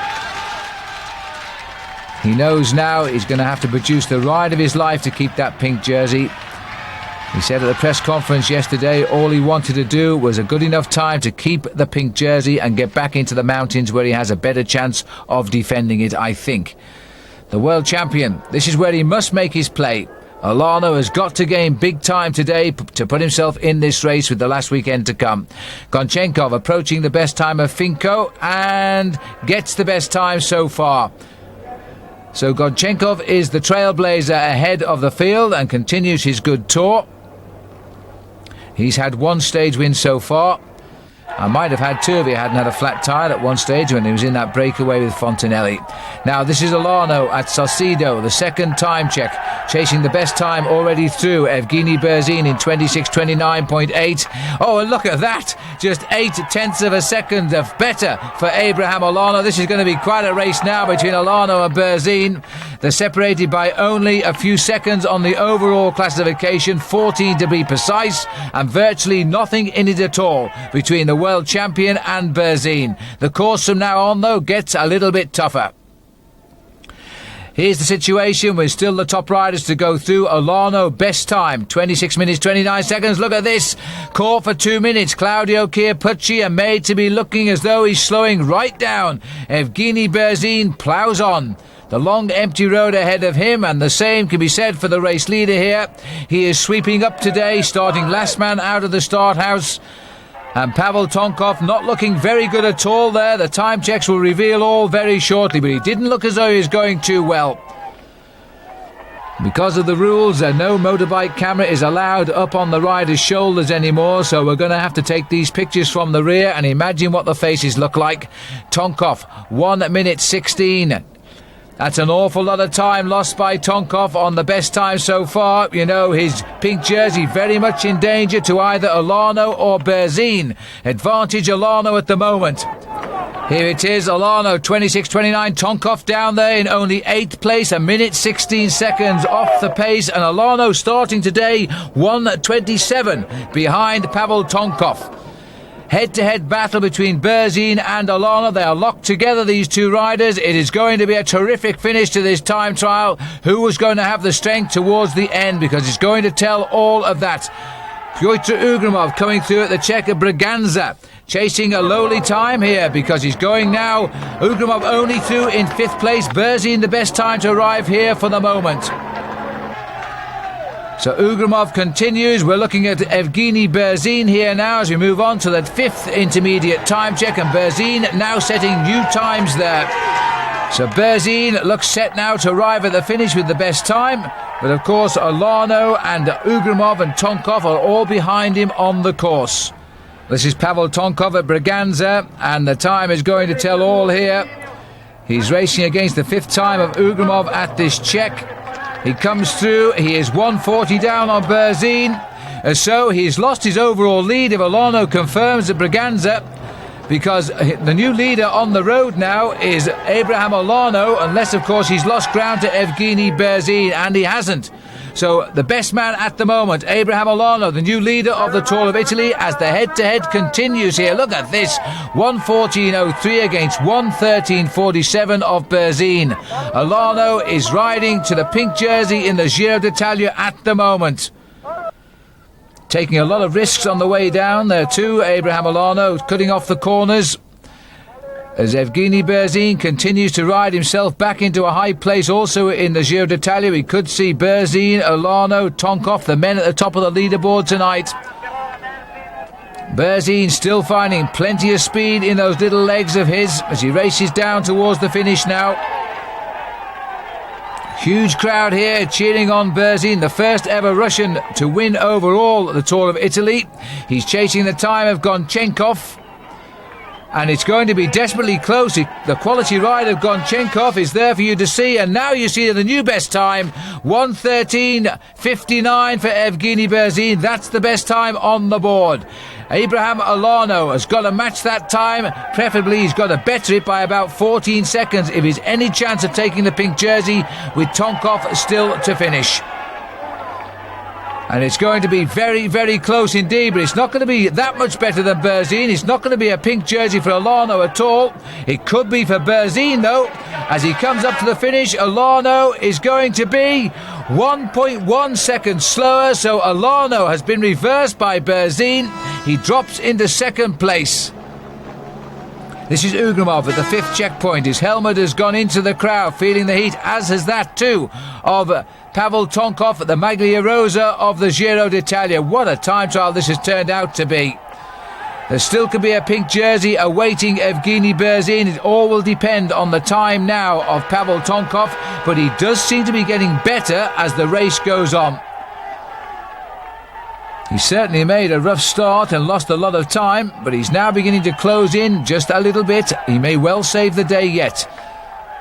Here's the time checks coming up. It'll be an interesting one. It must compare now with Evgeny Berzin.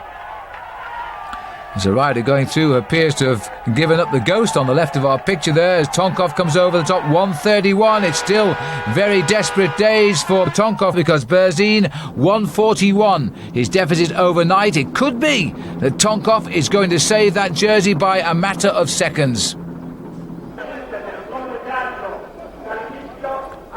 The face of Pavel Tonkov. We finally get a little look at it there as our camera slips in alongside, rapidly pulls back to allow Tonkov to shoot at that left-hand corner. Here's the arrival now, Pyotr Ugrimov. He's also off the leaderboard now as he races towards the 5th time of Carlo Finko. A little bit of a sprint from the Latvian. It's not going to be a great ride from Pyotr Ugrimov. It's only going to be 6th place at the moment, and still Tonkov to come. The last man out on the course, Tonkov. Every pedal rev could be inching him just clear of Evgeny Berzin. He could well be saving the overall lead. He certainly wasn't the way at half distance, but it might well be now. As he hits the line, 1:27 is the gap. Tonkov will keep his jersey, and by my reckoning, Olano will be very, very close, desperately close, and Berzin will be a few seconds behind Olano. That's the way I see it. And let's have a look. The result of the stage, Berzin gets it by a single second from Olano. Gonchenkov is 3rd. Tonkov is 4th at 1:27. And that ride by Pavel Tonkov, and did he suffer, has kept him in the pink jersey. There it is, a single second, because the times are rounded to the second. Olano is in second place, and Tonkov keeps his overall lead. And now he's got to do it all over again if he's going to run out the winner of the Giro d'Italia. The Passo Poi d'Or is climbed twice here in the Dolomites, once midway through and once to the finishing line at the end of a ride of 220 kilometres. This is the sting in the tail that everybody has talked about, the first of 2 very, very vicious days indeed. The race starting from Bassano del Grappa, once the scene of the World Championships, and now it is racing all over the mountains of the Dolomites. And the big decisive climbs will be the 2,000 metre plus. There's 4 of them today, including that 2 climbs, as I say, of the Passo Poi d'Or. And here, as we head towards it for the first time, perhaps predictably, Mariano Piccoli, the leader of the King of the Mountains and indeed the defending champion, in this breakaway with Filippo Simeoni, and no immediate reaction from the field because Piccoli is chasing the King of the Mountains points while Simeoni, a second-year professional, is just trying to grab himself a little piece of glory on the Carrera team. Massive crowd here, all sensing today they could witness the kill, and as to exactly who will win the Giro d'Italia, Tonkov, remember, just protecting a single second advantage over Abraham Olano, the world champion.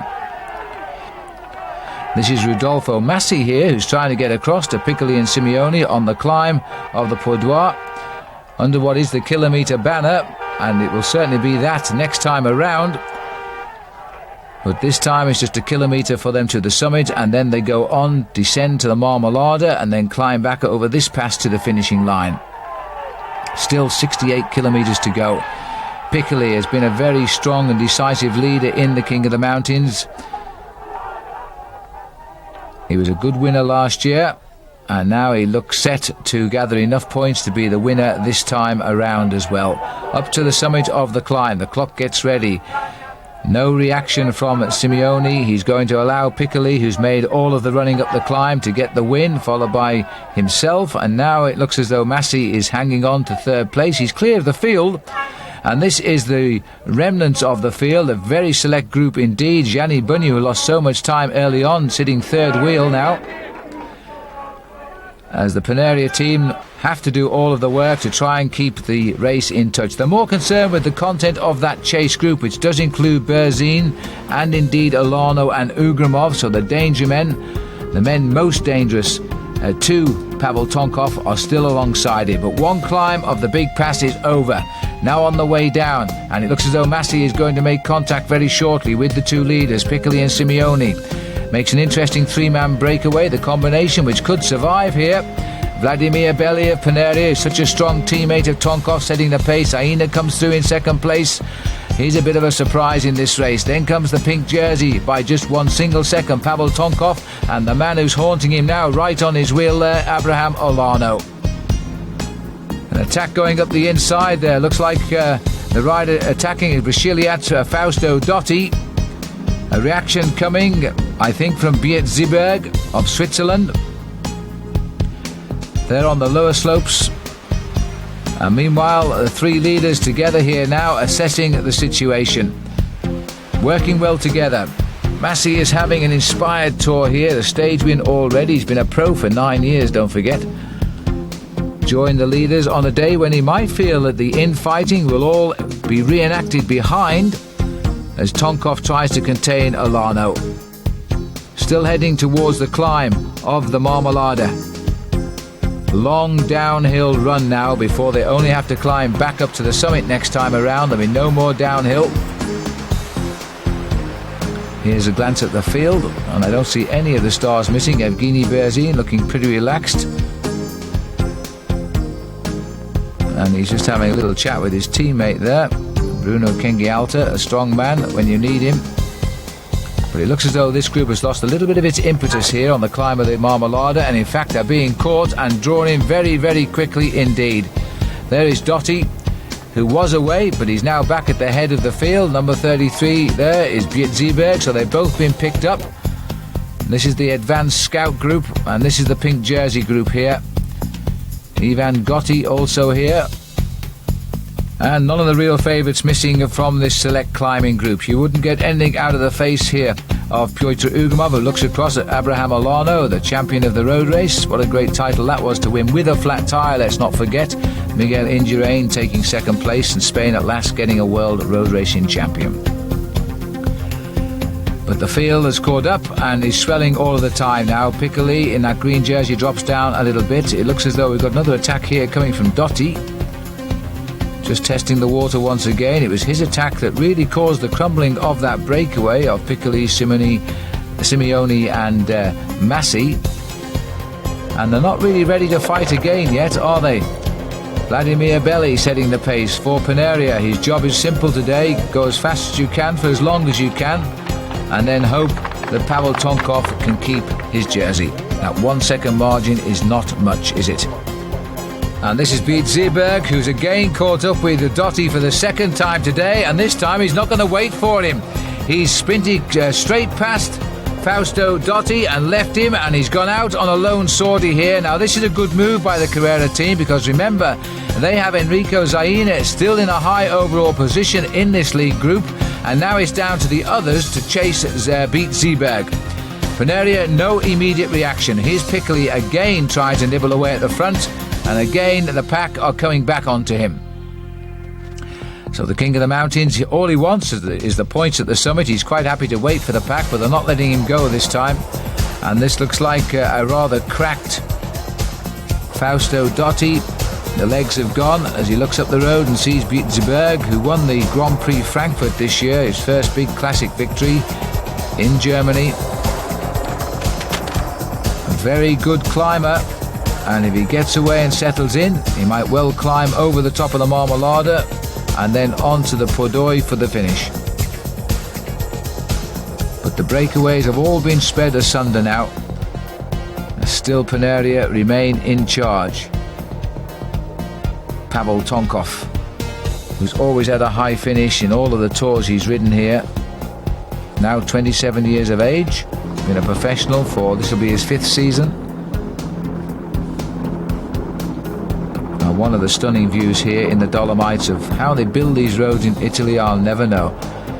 The gap is up to 50 seconds from the first group, which contains the pink jersey. As Zberg now heads gently towards the top of the Marmolada, and then the descent, and then the climb up to the top of the Pordoi and the finish. And the group is absolutely shattering now. Just tagging on to the back here of the pink jerseys, Abraham Olano, that second looking a little bit fragile for him even, as Ugramov also starts to increase the pace. On the far side, it's Zaina. So Pavel Tonkov, perhaps the advantage, has swung back to the Russian rider. Now we're away from the time trial, because that's the first time I've noted Abraham Olano actually suffering on the climbs during this Giro. Here's Zaina sitting at the front of the group. One of the real finds of this year's Giro, and a good replacement for the absent Marco Pantani. Ugramov now into his 30s and still riding like a very young man in second place. Tonkov without the Panaria team around him now. They've been blown out on this climb. It's quite a tough climb, the Marmolada, by the way. It certainly isn't an easy stepping stone to the finish climb of the Pordoi, and it looks as though Evgeny Berzin also is not feeling too hot after his great time trial. That's Gotti tagged on to a suffering Olano. And there's still a long way to go up this climb. Tonkov looks a lot better than Olano does. So we've got Zaina, Ugramov, Tonkov, and then Olano gone, and losing ground Evgeny Berzin. And they're still trying to hunt down Pietersburg up front, but they won't be worried too much about him at the minute. There he is down there. And it looks as though Olano, his World Championship jersey, unzipped all of the way down, has cracked. Olano losing ground. If Tonkov looked over his shoulder now, he would take a lot of solace in that, because Olano, the man who was the favourite, especially after that great time trial yesterday, looks to be in serious trouble now, and this is not the finishing climb. So there's a lot of big time could be gained by Tonkov here. And Tonkov now should turn his attention probably to Enrico Zaina, because he's the next danger man on the books, because all of the others seem to have dropped away from the overall classification. Olano was 1 second behind, now he's about 6 overall. Berzin, who was 14 seconds behind at the start of the day, he's even further back behind Olano. Ugramov is still in that group with Tonkov. He started though 1 minute 58 seconds behind Pavel Tonkov. Here's Berzin. And Berzin, in fact, looks to be in a little bit of trouble even in that group. So a study in concentration here of Pavel Tonkov, as Ugramov rides well, but the man who is dishing out all of the pain here is Enrico Zaina. Tonkov comes over the top of Ugramov as Ugramov looked at him with quite a grimace on his face. I think that Ugramov may have cracked here. He's lost the ground. He seemed to be going so well just a few seconds ago. There was an acceleration by Zaina. Tonkov spotted it, jumped it, and has now put Ugramov in all sorts of trouble. But not as much trouble as the World Road Race champion, Abraham Olano. He looks to be finding a little bit of a rhythm here, but there's nobody left around him to help now. He's got a lonely trail to plough by himself. Enrico Zaino tapping out the rhythm as he has done since the start of the climb of the Marmolada, and Tonkov just hanging on there and hoping. This is Ugramov, and Ugramov still falling back here because that's Ivan Gotti who's come through. And an acceleration now further up the climb by Zaina. What a recovery this is by this rider. A mediocre time trial yesterday, but he's gaining big time now over everybody today. So if you can't ride a time trial, you have to fly in the mountains. And he's got another tough day to come tomorrow as well. The pink jersey now has been dispatched backwards. This is superb cycling by Enrico Zaina. As we climb steadily now towards the finish, he has put the pink jersey in serious trouble. But Tonkov knows if he can limit his losses to just this one man, he will keep that pink jersey tonight. Enrico Zaina for Carrera. And one would have to wonder quite what Pantani would have done on similar slopes here had he had his usual form in the mountains. Instead, we're having to watch his teammate Zaina, and he's doing a pretty good job of it, isn't he? Continues to look very, very frisky at the front, inspired by the fact that he's heading towards his second stage victory in this year's Giro d'Italia, far and away his best ever tour. We're watching the battle behind as riders are beginning to crack. Rider number 66 is Ivan Gotti. He's having an inspired climb now. He's come right up to the back wheel of Pavel Tonkov. Tonkov may have gritted his teeth and hung on, and now the elastic has snapped. He may have blown. Gotti going by him. It's a long, long climb to the finish on the Podoi, and Ivan Gotti is not going to rush at it. He's got up alongside Pavel Tonkov. Tonkov looks across to the left to see if he can spot anybody coming. He'll take a lot of confidence from the fact that Olano is nowhere in sight now. And Ugrimov, well, he's found his second wind here. He's coming right up behind Tonkov and Gotti. And that takes a lot of doing. But there aren't many tougher cyclists in Piotr Ugrimov. He's had his great battles in the Tour of Italy in the past, especially with Miguel Indurain. Almost run him to the victory too a couple of years ago. He was less than a minute behind him when the final analysis was made. And on this little bit of the flatter slopes here, he's coming across to the leaders. Meanwhile, further down the slopes, the pain here on only Moto 3 of the World Road Race champion, Abraham Olano, who has been joined now by Stefano Faustini from the Aki team. Another man who has featured throughout this 3-week race and will still be consolidating a top 10 overall position if he can hang on to the world champion. But it seems nobody can hang on to Zaina. Continues to climb with tremendous confidence. And Faustini, in fact, he's just come up and has now been dropped by a very steady piece of riding here from Olano. Experience telling perhaps when he knew he was making the effort just a little bit over his limit, he dropped back. Now he's found his rhythm again and continues to climb reasonably well. This is Gotti. First came to our notice a year ago in the Tour de France where he snatched the race lead for a day. You may remember that the referees then split the bunch timing at the finish, and the jersey went across to Bjarne Riis, his Danish teammate. Riis not here and preparing for the Tour de France, where he'll take on Miguel Indurain, of course, who is also not here. They say you can't win both the Tour of Italy and the Tour de France anymore. You have to make the choice, and that in many ways is a shame for the Giro d'Italia because it leaves out some of the big names. But you can't complain about the competition because Enrico Zaina has ridden superbly today. And Ugrimov continues to set the tempo. And it looks to me as though, in fact, Abraham Olano is beginning to climb back into the picture here. He took a packet at the start of the climb, but he is closing in. And that's terrific show determination from the world champion.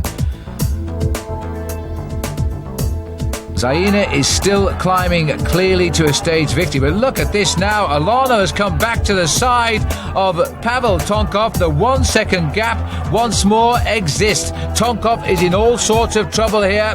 His rhythm has gone. Ugrimov, who climbed back into the picture, has gone past Pavel Tonkov. And now I wonder now if Abraham Olano will get up alongside Tonkov and let him see he's arrived.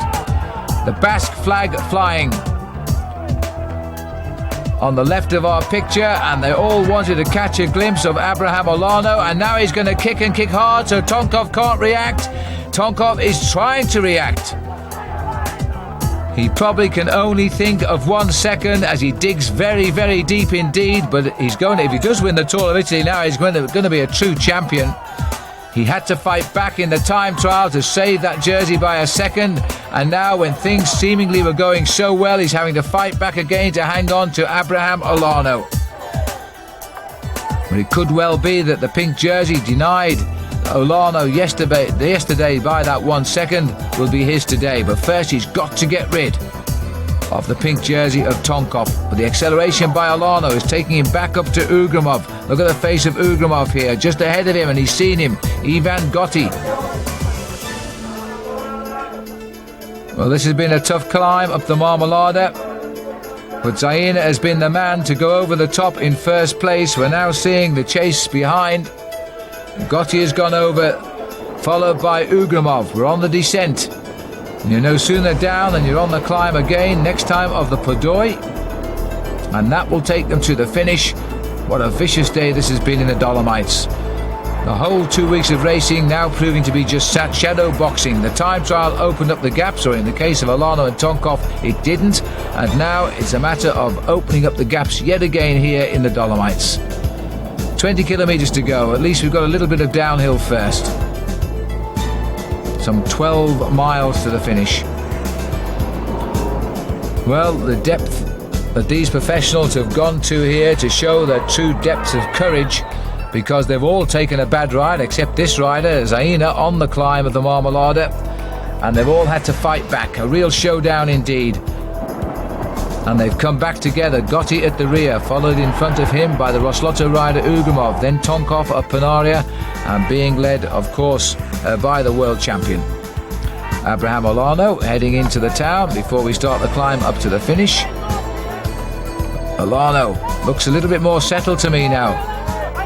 What a difference one mountain makes, because it's probably Tonkov now who is a little bit worried about the climb ahead. These four riders, having left behind them a shattered main field, the pink jersey, the world champion, a Latvian and an Italian. And it's the Latvian, the oldest man in the group, who is setting the pace. Tonkov trying now, I think, to demonstrate to Olano that he's not really tired at all by riding in front of him. Ivan Gotti, the rider to watch, he's nothing to gain at the moment, although he's reasonably well up overall, but he's the man. He knows he's no need to involve himself with the infight that exists between Olano and Tonkov, and he might take an advantage from that later. The gap now up to 1 minute for Enrico Zaina. He's never put a wheel wrong, has he? He's climbed so well on the Marmolada, and now we're on the Podoi, and it looks like he's climbing to overall victory. There's his deficit, 4 minutes 9 seconds behind overnight in 8th place to Tonkov. That makes him 4 minutes 10 seconds to Olano. He's pulling back a minute of that at the moment, so he's climbing up the overall classification. And it looks as though Gotti may well have slipped the other two here, the other three rather, and this is Bugno. He's come from absolutely nowhere. Gianni Bugno has crossed the gap to the leaders from absolutely nowhere. Well, that's an inspired day for the champion of Italy, the man who lost 11 minutes very early on in the opening week of this year's Giro, has now found himself on an inspired ride today. The champion of Italy has joined the leaders. And not only has he joined them, but he's going.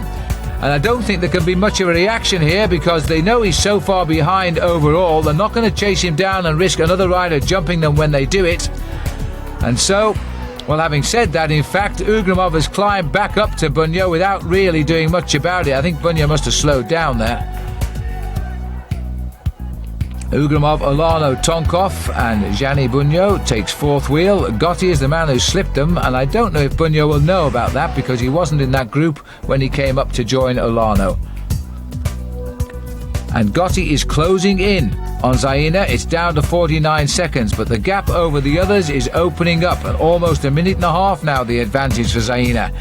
He's climbing up the overall classification in leaps and bounds here, and there's still a long way to go up this climb. This beautiful mountain range, the Dolomites in Italy, providing a great battleground today. He really doesn't look in any trouble, does he, Zaina? This is Olano now trying again to test Tonkov. He only needs a second, And providing he stays within range of Zaina, he'll get the pink jersey. And at the most crucial stage of the event. Just 2 more days to go. But again, Ugramov, this man just will not give up. He is such a hard man, grits his teeth and powers his way back to the wheel of the world champion. Tonkov, I think, by my opinion here, is just praying for the end of this stage now. He is hanging. And Bunyo, who attacked, has been brought back yet again. Twice the world champion, twice a winner of the famous mountain stage in the Tour de France at Alpe d'Huez, by the way. Only 2 other Italians have ever done that. The very first one in 1952 was the late and great Fausto Coppi, and the other one was Roberto Conti, who after riding a career of 10 years, that was his first ever road race victory. But back with the Tour of Italy, and the man who is making his name today. No, not Marco Pantani of Carrera, but Enrico Zaina, now only 3 kilometres from the finish. I'm not surprised the Carrera team here don't believe they're having such a day. The great battle that should have been between Olano and between Tonkov and Berzin, and it's not that way at all. It is Zaina now who's getting all the Italian cheers on the climb as they look down and see him coming up towards the summit. If anything, he's going quicker and quicker, despite the apparent fitness of the spectators. And there's an attack on at the front. Olano trying once again just to shake his tail. He wants to get rid just that 1 second, and he will get the pink jersey because the gaps aren't big enough to Zaina. But look at this. Tonkov is a limpet. He's locked himself onto the back wheel of the world champion. He refuses to be dislodged. And all this happening as we go under 1 kilometre to go now for Enrico Zaina. He's going to get the stage win for sure, but at what time gaps over the rest, and that will be crucial. Gotti is still chasing him, although we haven't seen anything of him. Our cameras seem to be spread all over the mountains as well today. And not too happy with the closeness of the Tifosi as Zaina heads up towards the finish.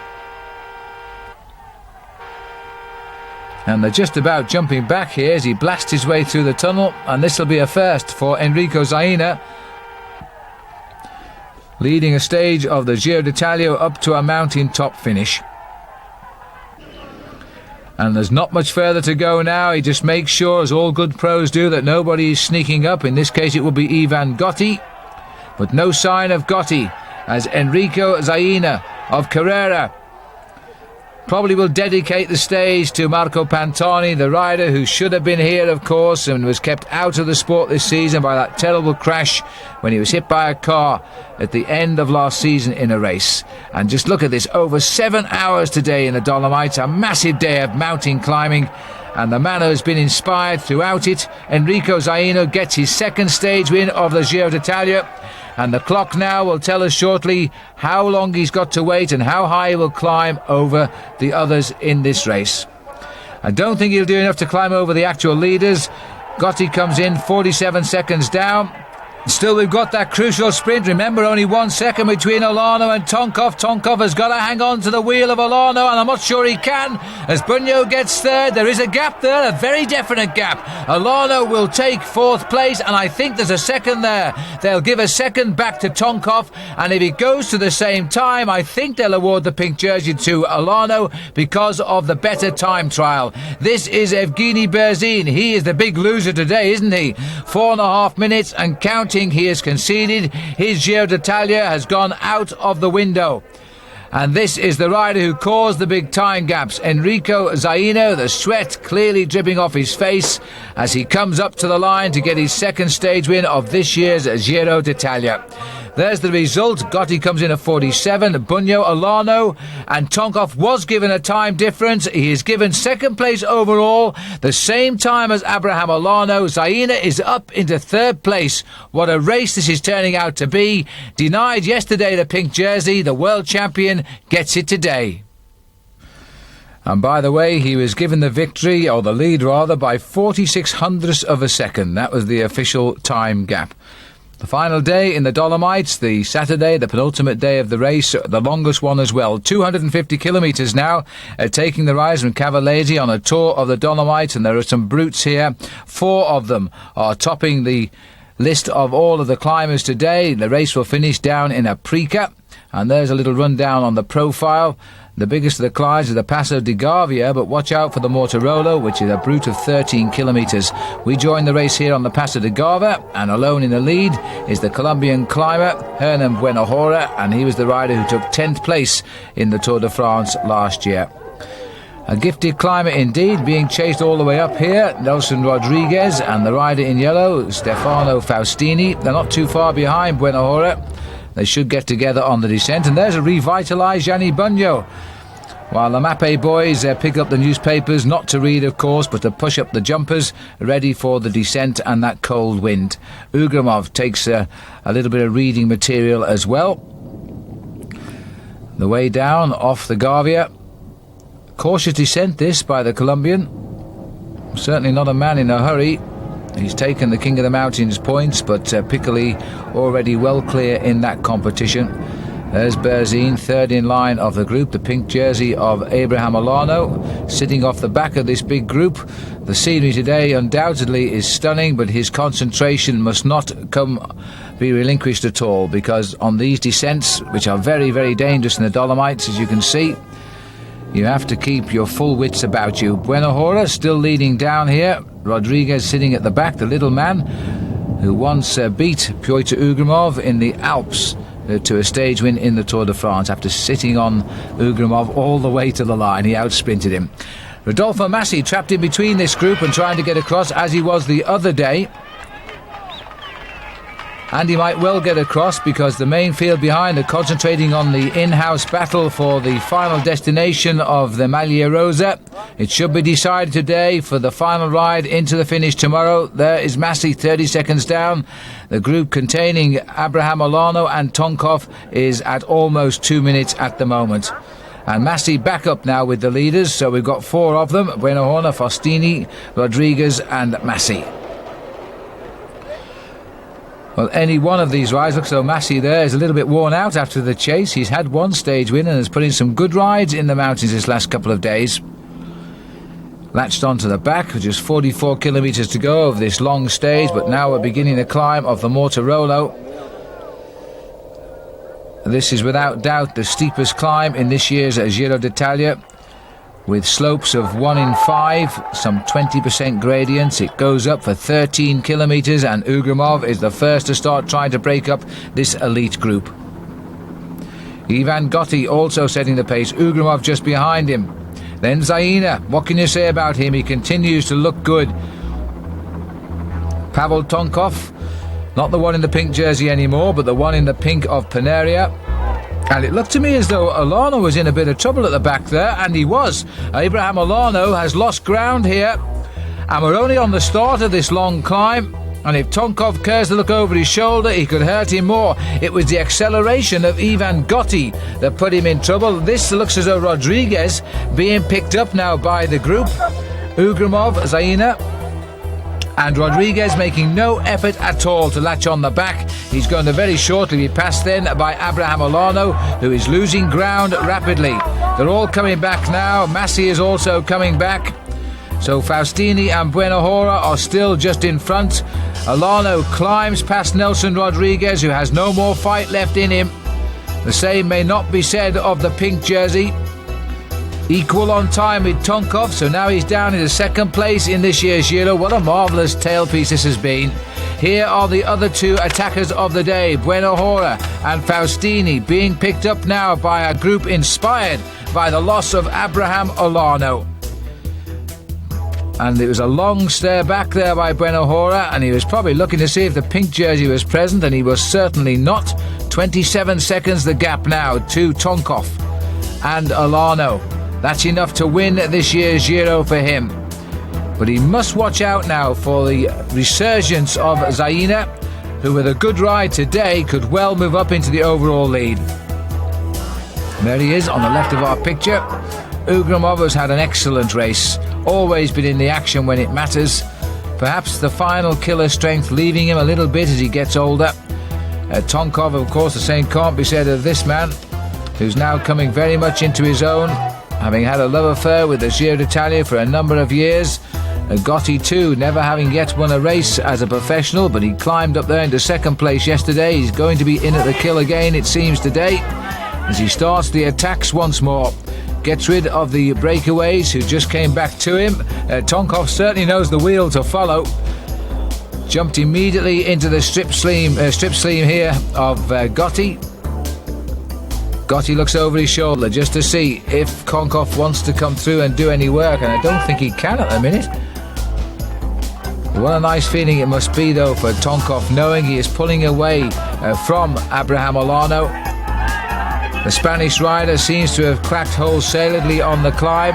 Zaina may be in a little bit of trouble too here as he rides alongside Ugrimov. A massive crowd again on the Mortirolo to watch the riders touring the Dolomites.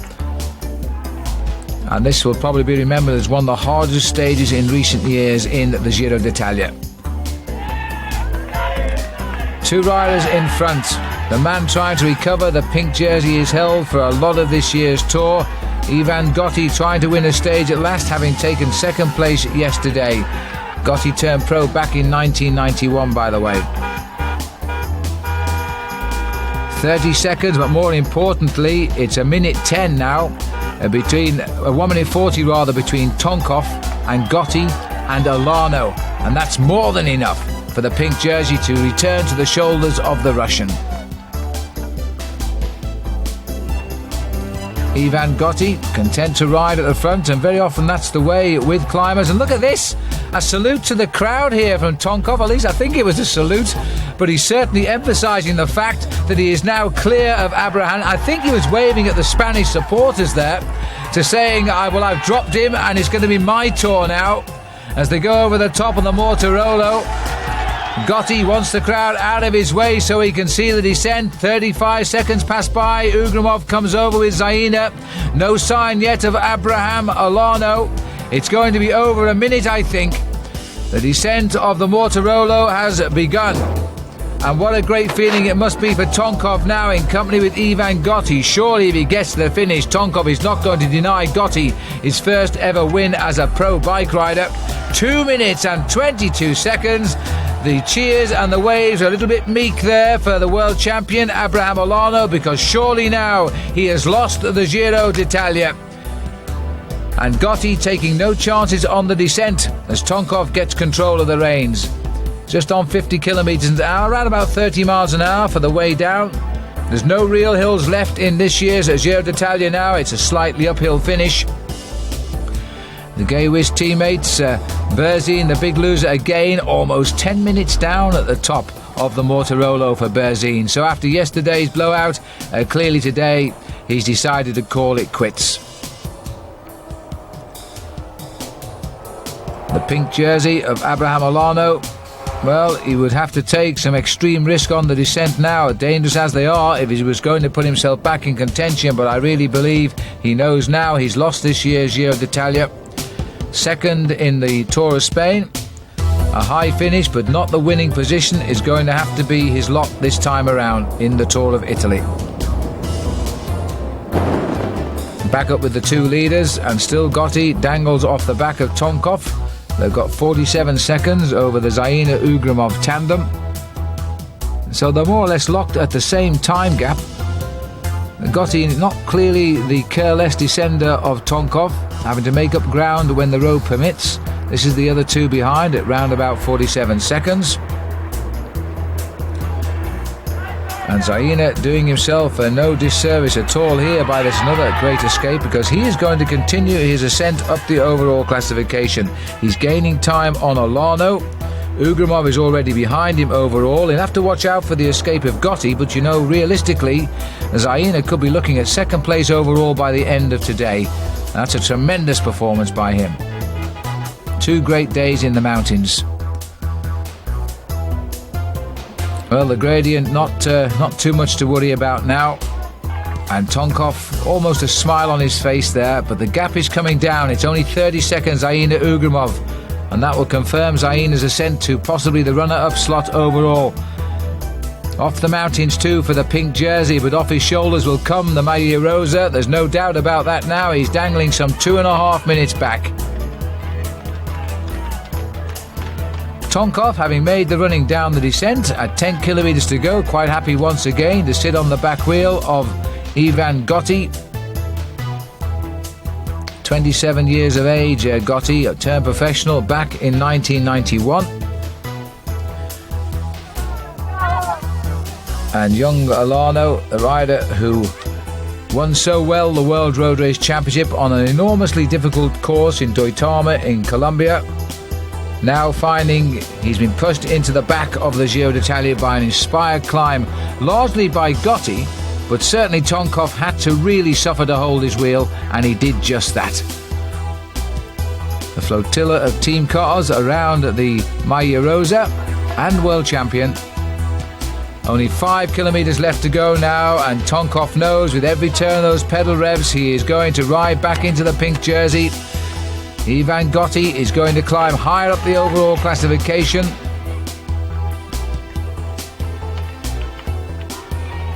Tonkov, who won 3 stages in Italy of the Settimana Bergamasca this year and also a stage of the Tour of Romandy, now set to win the biggest race of his career at 27. He turned pro, in fact, a year later than Ivan Gotti. This is the face of a man who always suffers and always gets good results, Pyotr Ugrimov. Well, by his own admission, Olano says he's not a great mountain climber, but these last 2 days he's hung in there pretty well. But there was just one mountain too far. The Col de Mortirolo has cracked him. Tonkov, followed by Gotti. Inside the last couple of kilometres to the finishing line now. You can almost see the smirk on the face of Pavel Tonkov. And the gap has gone up again, so he's had a good last few kilometres. 1:08 now to the other two, and 1:55 to Olano.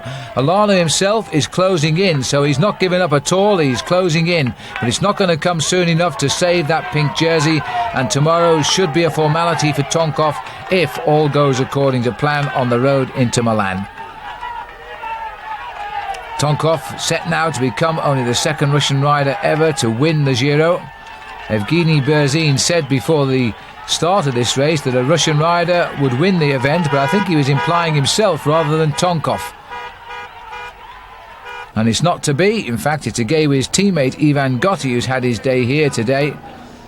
Almost 8 hours. So they spent the best part of 15 hours cycling in the Dolomites these past 2 days in this viciously cruel tailpiece. And the man who's going to get his first ever pro win is sprinting clear. There'll be no resistance from Tonkov. He will give this to Ivan Gotti. It was Gotti's attack that did all of the damage on the climb of the Mortirolo. And now Ivan Gotti, having turned professional in 1991, gets his first ever pro win. A yellow jersey in the Tour de France by a day, now a stage winner in the Giro. A 2-arm salute from him, a 2-arm salute from Pavel Tonkov, who knows now, barring accidents, he has won the Giro d'Italia. This is the race for third place. Pyotr Ugrimov and Enrico Zaina. Zaina himself, if it all works out now, could be second overall tonight, and that'll give him second in Milan tomorrow. And Ugrimov, who's done so much of the work, I wonder if Zaina is going to allow Pyotr. He is. He gets the third place, almost a minute back. And then comes Zaina, and now in fifth place. And what a fight back too, because he has closed in that little bit. The pink jersey of Abraham Olano. He knows he's lost it now. Look at the gap. It really widened, in fact, over those last 3 kilometres. It's going out to 2 minutes plus.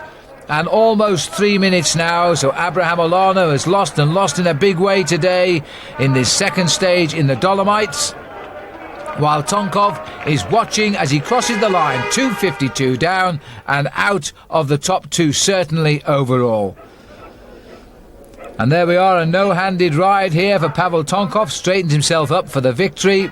No resistance either when Ivan Gotti's gone clear. It wouldn't surprise me in the least if Tonkov hadn't have indicated to Gotti that the stage win was his a long way down the road in appreciation of what he's done today. And that's the way it works in professional racing. One guy gets the stage win, the other one gets the overall victory. 2 rivals on the day and 2 friends as well. And this is the second man getting ready for the 2-arm salute. The last time I recall this happening was in Barcelona for the Olympic Games, when the 3 medalists all did 2-arm salutes. And of course the winner then, the late Fabio Casatelli. So, for the Paneria man, Pavel Tonkov, these are happy moments indeed. For Ivan Gotti, after all of those years of trying, he gets the stage win. But overall, look at this. Tonkov now leading Enrico Zaina by 2:43. Alano still hoping for a place on the podium is third. Ugrimov, 3 seconds back, is fourth. All smiles for Pavel Tonkov. He must have thought he lost it after the time trial and the day in the mountains, but he's got it back now. And so to Milano and the finish of the 79th Giro d'Italia, 176 kilometres from Sondrio, taking the riders down to Sempione Park in the heart of Milan. And no contours, of course, to worry the riders. It's all downhill now for the finishers. And as we join the action in the park, it is the final lap, and the race is more or less all together. But of course, there are those who think they can win, and they're on the attack. And one of the riders here trying to push home is Andrei Teteriuk, once a stage winner of the Kellogg's Tour of Britain in Coventry, in Great Britain. And by the way, we see Saiko here at the front, but Mario Cipollini certain not to win the stage today because he didn't start in the time trial a few days ago. He'll be off preparing now for the Tour de France, his next big event, and then the Olympic Games. His little breakaway, getting clear of the field. You can bet your life that Pavel Tonkov will have no interest in it at all. Teteriuk is in this move too, so too is Sergei Uchikov, the little Russian guy. And the Roslotto rider there is Sivakov, and the other man is Nicolas Loda. And so as they start the sprint for the line here, it looks to me as though Uchikov is going to come through in the centre of the picture. There's 5 of them in the hat for the victory. And a sprint on the right by Teteriuk. He's on our left now as you look, but it's all too late. Uchikov gets it right on the line, and he finished just in front of the Roslotto rider Sivakov, and that's the best place he's ever had in a big international stage race. And barely a few seconds have passed by, the sprint from the main field for 6th place, and it looks as though at last Adriano Baffi just getting through and getting a sprint win. Well, sort of anyway. He was 17 seconds off the pace today. Uchikov of Russia getting the victory, a stage winner. You may remember he beat Lance Armstrong last year it was, in a stage at Revel in the Tour de France. Overall, the final result, Pavel Tonkov becomes the second Russian to win the Giro d'Italia by 2 minutes and 43 seconds over Zaina. The favourite, Abraham Olano, in the end had to be content with third place. He couldn't handle the Dolomites. But he walks up, immediately congratulates Pavel Tonkov. This has been a great tour, and those last 4 days, well, they were full of suspense. I hope you've enjoyed it, and until the next time, goodbye.